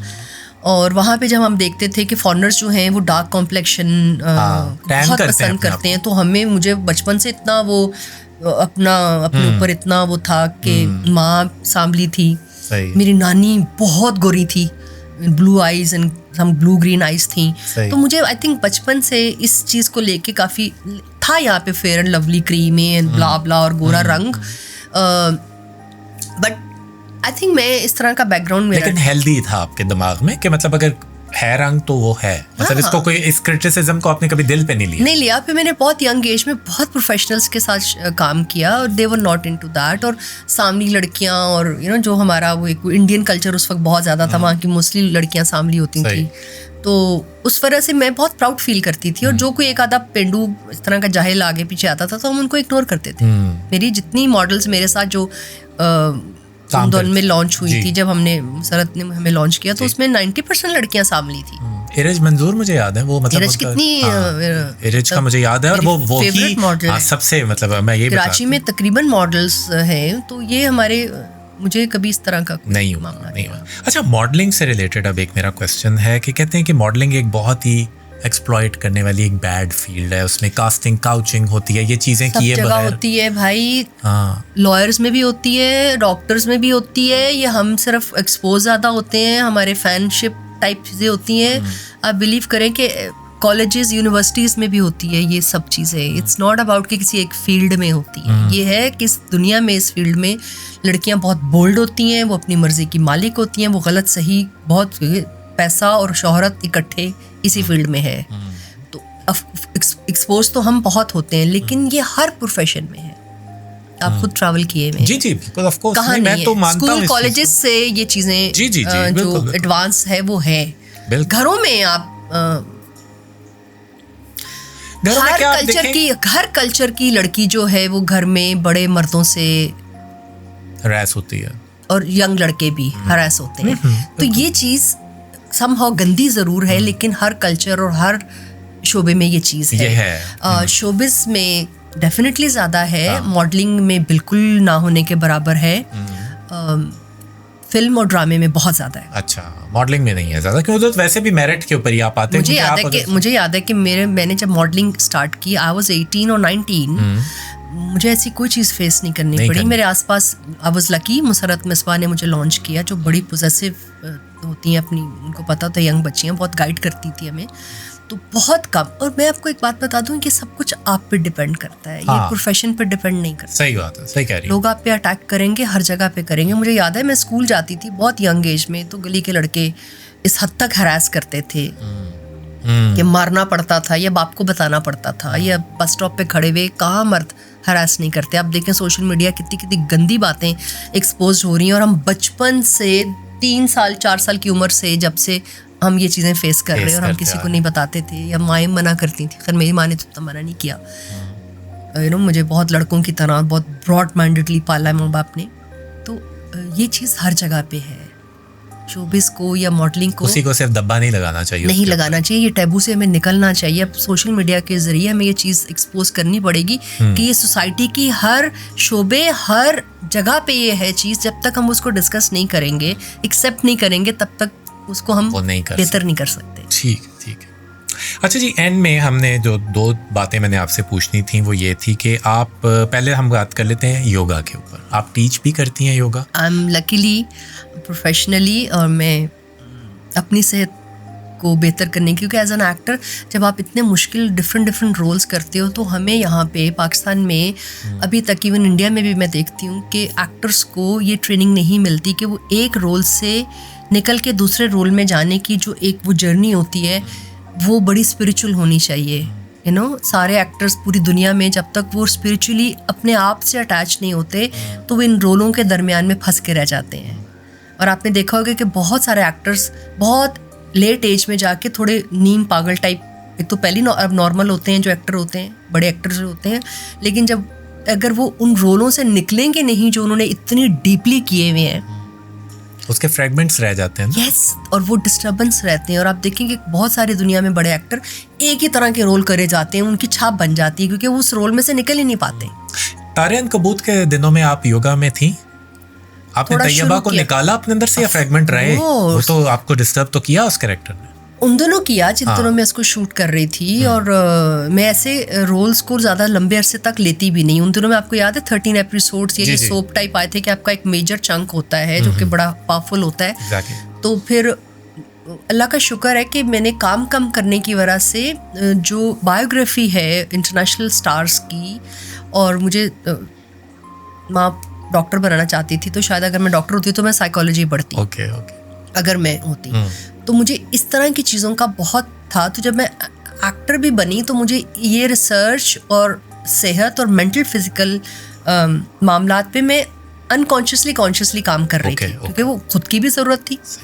तो बात आपने जो की कि योगा, तो मेरी ज़रूरत बन गई एक दौर में जब मैंने इतने डिफ़िकल्ट और मॉडल थिएटर भी कर रही थी, ड्रामे भी कर रही थी, फिल्म्स भी कर रही थी, बेटी भी थी। कितने रोल्स होते हैं, इतने रोल्स आपकी जिंदगी में होते हैं, उसमें बैलेंस चाहिए होता। तो मुझे लग रहा था कि मैं नीम पागल हो जाऊंगी, चिड़चिड़ी हो जाऊंगी। मेरा गुस्सा जो पहली बचपन में ज़्यादा था वो बढ़ता जा रहा था। अच्छा। मेरी नींद डिस्टर्ब हो रही थी। तो मुझे याद है कि मेरे भाई ने मुझे एक कोर्स करवाया। अम्मी बहुत बीमार रहीं सारी ज़िंदगी, तो मुझे उस वजह से भी मैं डिस्टर्ब रहती थी, क्योंकि मैं ट्रैवल इतना कर रही होती थी। मेरा हर वक्त फ़ोन खुला होता था कि माँ के इशू ना कोई हो जाए एंड ऑल दैट। तो वो भी स्ट्रेस था, काम का बहुत स्ट्रेस होता था। इस मुल्क में एजेंट हमारे पास उस तरह प्रोफेशनल्स नहीं होते, हर काम अपना खुद करना पड़ता है। आपको काम करके पैसे भिखारियों की तरह मिल रहे होते हैं। प्रोफेशनलिज्म तो बिल्कुल ना होने के बराबर थी, अब तो काफ़ी बेहतर हो गई है। तो बहुत स्ट्रेस होता है। तो मैंने शायद योगा अपना एक कोर्स किया, आर्ट ऑफ लिविंग का, इंटरनेशनल ऑर्गेनाइजेशन है, 2 किया। मेरी नींद इतनी बेहतर हुई, मेरा सांस बेहतर हुआ। मुझे पता चला कि जब तक आपके ब्रेन को प्रॉपर ऑक्सीजन नहीं मिल रहा होता, आपके फेफड़े वीक होते हैं। और मैं माँ के पेट से बहुत सेंसिटिव बच्चा थी, तो आपकी मेंटल हेल्थ इफ़ेक्ट होगी, आपको नींद ठीक नहीं आएगी। आप सोते वक्त अगर आपका दिमाग जाग रहा है तो इसका मतलब है कि आपकी मेंटल इश्यूज़ किसी भी एज में शुरू हो सकते हैं। वो माँ के पेट से भी हो सकते हैं। हम सब ह्यूमन बीइंग बाइपोलर हैं नेचुरली। अब उसको बैलेंस करना आपका शऊर है, अल्लाह ने आपको दिमाग दी है, एजुकेशन दी है, चीज़ें दी हैं, तो ये आप पे डिपेंड करता है कि आप अपनी प्रोफेशनल लाइफ, पर्सनल लाइफ और अपनी स्पिरिचुअल लाइफ को किस तरह बैलेंस करते हैं एक बेहतर ह्यूमन बीइंग की ग्रोथ के लिए। तो जो भी आप शुरू में बात कर रहे थे कि आंखों की चमक जो है वो जब तक आपकी मेंटल ग्रोथ नहीं होगी या स्पिरिचुअल ग्रोथ नहीं होगी और आप अपने अंदर नहीं जाना शुरू करोगे और आप मेडिटेशन नहीं करोगे और सांस की मशकें इस एसी वाले दौर में और इतने हम जो घुटे दौर में रह रहे हैं, हम बिल्कुल नेचर से कट रहे हैं, पोल्यूशन में रह रहे हैं, तो तब तक हमारा सांस बेहतर नहीं होगा। तो वो फिर जब खुद को फर्क पड़ा और मैं टीचर बन गई with in 2-3 years, internationally certify हो गई, मैंने पढ़ाना इतना शुरू नहीं किया बट लेक्चर्स और चीज़ें हैं। फिर साथ साथ मैंने अपना ब्रांड जब शुरू किया तो बीइंग वैदिक खाना सबसे पुरानी प्रैक्टिस है, आयुर्वेदिक। उस तहजीब का खाना 30-35 साल में आई वाज ट्रेन टीचर।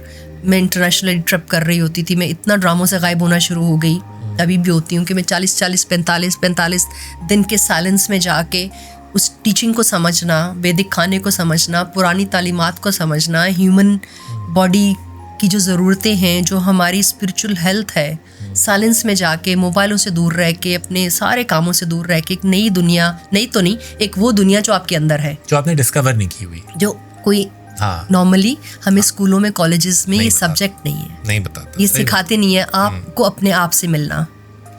अच्छा, और उसके साथ साथ अब आपका एक माशाल्लाह बड़ा ही ऑसम ब्रांड है जो कि है जिया केयर्स। अच्छा, जिया केयर्स जो है ये एक ऑर्गेनिक हर्बल वेलनेस लाइन है जिसमें हर्बल शैम्पूज हैं, हेयर मास्क हैं, ऑर्गेनिक हेयर ऑयल्स हैं, facial care creams, face washes, जो चीज़ें मैं समझती हूँ कि मार्केट में मुझे अपने बालों और स्किन के लिए और अपनी गट हेल्थ के लिए, कॉन्स्टिपेशन बहुत मेजर इशू है, नींद ना आने का, एंजाइटी, स्ट्रेस, सो ऐसी वो चीज़ें ट्रैवल करके इंडिया, श्रीलंका, पता नहीं कहाँ कहाँ मैंने ट्रैवल किया है चीज़ों के लिए, हर्ब्स के लिए, सीखने के लिए। ब्रांड शुरू करने से पहले मुझे याद है कि I am very lucky, I got very good teachers around me, very good organisations around me world wide. So I was learning and seeing the people getting improved by taking herbal products. Myself even, I had a very bad constipation issues because of stress and anxiety. So I start taking Tripla. India से हम लोग लेके आते थे, as a teacher हमें highly recommend किया जाता था। फिर अश्वगंधा आपके हार्मोन्स, आपके कॉर्टिसोन्स बैलेंस रखता है, 0 साइड इफेक्ट्स हैं, आपके इन्फ्लेमेशन बेहतर रखता है। तो ये खुद यूज़ करना शुरू हुई, शैम्पूज, सब कुछ। स्किन मुझे अच्छे केमिकल फ्री सोप्स नहीं मिलते थे, मैं ट्रैवल करती थी तो थाईलैंड से पता नहीं कहाँ से हर्बल सोप लाने, तो जब कब तक आप बाहर से ला के चीज़ें यूज़ करोगे। तो मैंने अपने यूज़ के लिए, दोस्तों के यूज़ के लिए ये सब चीज़ें शुरू की एंड पीपल लव्ड इट। और मुझे इतना फ़र्क पड़ा कि वो ब्रांड बनते ब्रांड बन गया। 15-20 साल हो गए मुझे, और अल्लाह का शुक्र है आहिस्ता, because I have not getting lot of investor around, क्योंकि लोग चाहते हैं कम पैसा लगा के ज़्यादा प्रॉफिट कमाएं, जो कि हराम है। सो मैं कोशिश करती हूँ कि इस ब्रांड को लेके मुझे जो खुशी मिलती है जब लोगों की सेहत, स्किन नेचुरली बेहतर होती है और वो तारीफ़ करती हैं, बच्चियाँ, लड़के, क्योंकि मेरी इज़्ज़त, अल्लाह का शुक्र है कि झूठ ना या कम बोलने की वजह से आवाम मुझे प्यार करती है। तो मुझे याद है कि बड़े समझदार टीचर्स ने मुझे बहुत टाइम से कहा कि तुम अपनी इज़्ज़त और अपना जितना लोग तुम्हें प्यार करते हैं, सो स्टार्ट दिस ब्रांड। तो जब मैं India as a teacher travel कर रही थी तो वहाँ के बहुत बड़े बड़े ब्रांड्स ने मुझे ऑफ़र की कि आप हमारी चीज़ें पाकिस्तान लेके जाएं वाया दुबई, और वहाँ पे कम है, उस वक्त 20-22 साल पहले बहुत कम थे ब्रांड्स इस तरह के, वही केमिकल चीज़ें, वही सारी बड़ी मल्टीनेशनल कंपनियां पागल किया हुआ था उन्होंने सबने, तो लोगों के पास अच्छी चीज़ें यूज़ करने का। तो मुझे याद है बचपन से कई साल तक मेरी खाला बॉडी शॉप के बड़े ब्रांड्स के जो अच्छी केमिकल लेस चीज़ें हैं वो लंदन से लाती थी हमारे लिए। सही है। फिर मेकअप इश्यूज, और आपको पता है जब वो चीज़ें आती थी तो उनसे फ़र्क भी फील होता था ना, बिकॉज उसमें केमिकल कम है, फ्रेग्रेंस कम है। परफ्यूम्स मैंने लगाना कई सालों से छोड़ दिया है, मैं इतर लगाती हूँ, because these kind of smells, these chemicals are so harmful for your nervous system. So all these things, by travelling, being in such a field, कि उसके इतने अपने साइड इफ़ेक्ट्स हैं बीइंग एक्टर, और उसके बाद आप इतना केमिकल खा रहे हो, लगा रहे हो, एसीओ में 24-24 घंटे हम काम कर रहे हैं, आउटडोर कर रहे हैं, तो ओवर मट्टी में काम कर रहे हैं, चीज़ें कर रहे हैं। तो उसमें अगर आप अपनी हेल्थ का ख्याल नहीं रखोगे तो एंड ऑफ द डे ना पैसा ना शोहरत कुछ काम नहीं करता इफ योर मेंटल और फिजिकल अगर हेल्थ आपके इज पास नॉट. पैसा आ भी जाएगा ये सब कुछ करके तो आपके पास जिंदगी नहीं रहेगी. यस, इवन फसी मेरा प्रोडक्ट बहुत कई सालों से यूज कर रहा है, and he loved it. So all these people जो कि अपने आप को प्यार करते हैं और वो उनको समझ है कि कुदरत जो है उसने आपके लिए हर्ब्स बनाए हैं. अगर उसने केमिकल आपके लिए बनाया होता और आपकी बॉडी को सूट कर रहा होता तो वो भी अरेंज कर देता कुछ भी. तो जो भी चीज़ें कुदरती हैं, और अगर आप सूरज और चांद के साथ अपने उठने जागने की टाइमिंग सेट नहीं करोगे तो आप कभी भी हेल्दी, मेंटली फिजिकली हेल्दी नहीं रह सकते. जितना आर्टिफिशियल चीज़ों में जाओगे उतनी ज़िंदगी कम होगी. अब मसला ये है कि जब हमने अच्छी बातें करनी शुरू की तो टाइम आता है, ठीक है ना. लेकिन ये है कि अच्छा, क्या पहले से अच्छी नहीं हो रही थी? नहीं, पहले भी अच्छी होती थी, लेकिन ये जो अभी आप बातें बता रही हैं ये हमारे लिए एक podcast on Zia cares products, because बड़ी लंबी रेंज है. मैंने लड़कों के लिए बहुत अच्छे, आज मैं आपको गिफ्ट भी दे के जाऊंगी. बॉयज की दाढ़ी के लिए मैंने अच्छे 7-8 तरह के तुम्हारे सोप्स हैं. अच्छा. तो आप लोगों के लिए पाकिस्तान में बहुत कम चीज़ें अभी तक लॉन्च हो रही हैं, हो भी रही हैं तो बहुत केमिकल और बहुत फ्रेग्रेंस वाली चीज़ें जो कि फिर कहूँगी नर्वस सिस्टम के लिए वेरी हार्मफुल. आपका जो ये ब्रांड है ये लोकली अवेलेबल है दुकानों में? ऑनलाइन दुकानों में डिस्ट्रीब्यूशन करना ऑर्गेनिक प्रोडक्ट की it's not in easy thing, lot of money involve और बहुत सारे लोगों की. सो मैं भी अकेली आहिस्ता आहिस्ता शुरू कर रही हूँ, बट इट्स काइंड ऑफ बहुत केयरफुली बनाया जाता है और बहुत कम क्वांटिटी में. सो ऑनलाइन है, jiacares.com का हमारा एक अपना पेज है, jiacares का, jiacares.com. ठीक है. ये फेसबुक पे? हाँ, वो लिख देंगे हम नीचे. ठीक है. तो इंस्टा पे, फेसबुक पे और हमारा वेबसाइट भी है. सो जब आप वेबसाइट से कोई चीज़ ऑर्डर करते हो तो वो लोगों को पता होता है. दिन में 50-60 order it's more than enough for me, because herbal product banana it's not an easy job. बहुत बड़ी टीम, बहुत प्रोफेशनल केमिस्ट, आपके अच्छे हर्बलिस्ट, वैदिक, बहुत सारी चीज़ों को ध्यान रखना पड़ता है. सो आहिस्ता आहिस्ता बन रहा है. जो मेरा जो मेन इमेज था कि अल्लाह ने मुझे इज़्ज़त दी है और पाकिस्तान के बाहर जो इंटरनेशनली पाकिस्तानी इंडियन जो हमें प्यार करते हैं जी, और पाकिस्तान का नाम रोशन हो तो हमारा पाकिस्तान में प्रोडक्ट बने और बाहर बिके. तो मेरा मेन ये है जिसमें मेरा मियाँ मुझे बहुत हेल्प करता है. दुबई तक अल्लाह का शुक्र है, अभी लंदन और बाहर हांगकॉन्ग सब जगह हमारा प्रोडक्ट जाता है. पाकिस्तान का नाम रोशन होता है कि लोकल प्रोडक्ट जा रहा है और अच्छी क्वालिटी. जो इंडिया में, जो इस एशिया के खित्ते में आंवला और अच्छी काश्त है वो दुनिया में कहीं नहीं है, कहीं भी नहीं है. चाइना में डेफिनेटली बहुत हर्ब्स हैं, लेकिन जो यहाँ पे जिस लेवल का अश्वगंधा बेसिकली से जिंगसिंग, और ये लोकल है, ये इंडियन जिंगसिंग है और इस खित्ते के लिए, हमारी खुराक के लिए बहुत बेहतरीन है. वाह वाह जिया जी, मेरा तो आज ख्वाब पूरा हुआ है, बहुत बड़ा. किरण के साथ बैठ गया, इससे और क्या बात हो सकती है. अच्छा, मैं आपको एक बात बताऊं कि आप हमारे लिए अभी भी वही हैं जो आप 97 में थे. सीरियसली, उसकी वजह यह है कि आपके अंदर एक पॉजिटिविटी है, आपकी जो पर्सनैलिटी है उसमें से वाइब्स आती हैं जो कि हीलिंग वाइब्स है. मैं ये कहता हूँ you are a healer basically. और ये मैं इसलिए नहीं कह रहा, नंबर 5 वाले होते हैं, होता है ना कुछ उनका, वो 5 वाले होते हैं, सभी होंगे. मैं अपने अंदाज से चीज़ों को लेके चल रही हूँ. मेरी अम्मी में भी था, शायद माँ बाप से ये चीज़ें आती हैं. मेरे अब्बू भी बहुत जेंटल, बहुत अच्छे इंसान हैं, तो ये माँ बाप से भी आती हैं. और आई थिंक नंबर 5 वाले होते हैं, दे आर ऑलवेज हीलर. मैं फिर भाइयों में पली हूँ, बड़ी हूँ, और वो ममता वाली चीज़ मेरे में ज़्यादा है. और हीलर इसलिए भी हैं आप क्योंकि आपने अपने आप को भी खुद हील किया. Of course, if you not healing yourself, nobody else can do. आप खुद जिम्मेदार हैं अपनी अच्छाई बुराई हर चीज़ के. अगर आप वक्त के साथ, मैं दोबारा कहूँगी, अपने आप से नहीं मिलेंगे, आप दिन में 1 घंटा सिर्फ अपने साथ जब तक नहीं गुजारेंगे, वो भी आंखें बंद करके अंदर जाके अपने, आपकी ग्रोथ नहीं हो सकती, आपका सांस बैलेंस नहीं हो सकता, आप अपनी रूह से नहीं मिल सकते. जब आपका अपनी रूह, अपने सोल से कनेक्शन नहीं स्ट्रांग होगा, तब तक आपका किसी से कनेक्शन स्ट्रांग नहीं हो सकता. तब तक आप किसी और को एक्सेप्ट नहीं कर सकते एज इट इज़, उनकी अच्छाइयों बुराइयों के साथ, तो ये बड़ा मुश्किल होता है. मुझे अब कोई भी बहुत बुरा नहीं लगता और कोई भी बहुत अच्छा नहीं लगता. आप बैलेंस में अब मैं बैलेंस में आने की कोशिश कर रही हूँ. Yoga, meditation help me to to understand my own self और ओवरकम कर रही हैं और ओवरकम जो मेरे जो भी इश्यूज हैं, हर इंसान के साथ इश्यूज होते हैं, आप जब तक उनको एक्सेप्ट नहीं करोगे, उन पे काम नहीं करोगे, इम्प्रूव नहीं करोगे, पैसा इम्प्रूव नहीं करता। शोहरत और पैसा तो ज़रूरत से ज़्यादा आपको तबाह बर्बाद कर सकता है अगर आप होना चाहो तो। अगर आप किसी गलत ट्रैक पे हो या गलत लोगों में उठ रहे बैठ रहे हो और उस पर आपको पैसा भी मिल गया साथ में, तो फिर तो और आप लोगों को एक्सेप्ट नहीं कर रहे। सबसे बड़ी बात ये है ज़िंदगी में, मैं हर एज ग्रुप के लोगों को ये समझाती हूँ, मैंने सीखी है एक्सेप्टेंस।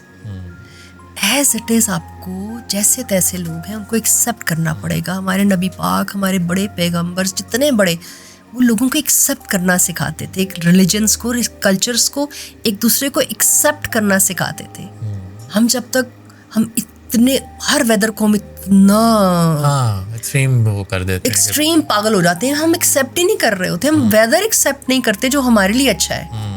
तो हम रिलेशनशिप्स में कैसे एक्सेप्ट करेंगे? मैं बहुत अभी भी बकबक करती हूँ बहुत सारी चीज़ों को लेके, बट एटलीस्ट रियलाइज करती हूँ I have to accept them और whatever situation as it is. ये बहुत बड़ी पावर बन जाती है। ओह दिस इज लाइक, मैंने ये चीज़ सीखी है पहले दिन से जब मैं इस चीज़ों को सीखने लगी हूँ ट्रैवल करने से, कि जब आप एक्सेप्ट कर लेते हैं चीज़ों को, हम सड़क पे कितना शोर मचाते हैं, वही गलती जो दूसरा कर रहा होता है हम उस पर कितना चीखते हैं, और वो गलती जब हम कर रहे होते हैं तो हम अपने आप को बिल्कुल जज नहीं करते। हम इतना जज करते हैं लोगों को, तो एक बहुत बड़ी, और वो जो जजमेंट हम राइट एंड रॉन्ग कर रहे होते हैं, वो किसी को कोई फर्क नहीं पड़ता, आप खुद ही थक रहे होते हैं। आपका जहन इतनी बुरी तरह थक रहा होता है और ओवर चल रहा होता है और नेगेटिव में चल रहा होता है ज़्यादा। This I have learned I think with time, और विद एज भी आती है, लेकिन मुझे लगता है कि मैं 30-35 में मुझे अच्छे टीचर्स मिल गए। हाँ, तो वो आपका लक भी थी और साथ में आपकी जो एज एक्सट्रीम पे जाने की होती है, वो मुझे अच्छे टीचर्स मिल गए। मैं शुरू से, मेरा ख्याल है बहुत यंग एज से, विद इन मेरी 20s में मैं बहुत बड़ी उम्र के लोगों में उठती बैठती थी, उनसे चीज़ें सीखती थी, बोलती कम थी उस वक्त। अब तो मैं बहुत बोलती हूँ, उस वक्त मैं बहुत कम बोलती थी। Jiya ji, thank you so much for your precious time, it was a lovely meeting. उसके अलावा मेरी पहली मुलाकात है आपके साथ, लेकिन मुझे ऐसे लग रहा है जिस तरह मैं आपको बचपन से जानता हूँ। मैं छोटा भाई बना लिया ना, आपने छोटा भाई बना लिया, और मैं कहता हूँ कि आप जैसी बहन होना, या आप जैसी फनकारा होना, या आप जैसे इंसान होना, ये बहुत ही किस्मत की बात होती है। हम लोग कदर नहीं करते लोगों की, पाकिस्तान में तो खैर बिल्कुल भी नहीं। मेरी बहुत अल्लाह ने लोगों ने कदर की है। देखिए, जब तक आप अपनी कदर खुद नहीं करेंगे ना, कोई नहीं करेगा। एग्जैक्टली। आप लोगों से जब एक्सपेक्टेशंस रखेंगे ना, वो पूरी होना नामुमकिन है। मैं भी बहुत रखती हूँ, ये नेचर में है हमारी। हम हर रिलेशनशिप में बहुत ओवर एक्सपेक्टेशंस रखते हैं, वो जब नहीं पूरी होती तो हम डिस्टर्ब होते हैं। सो एक्सेप्टेंस कर लें एज इट इज तो बेहतर हो जाता है। बेहतर।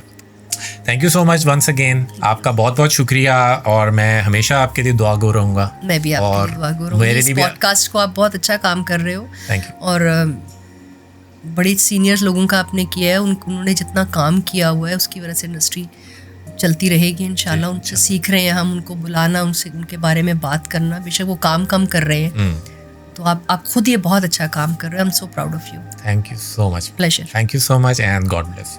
थैंक यू जी, बहुत शुक्रिया।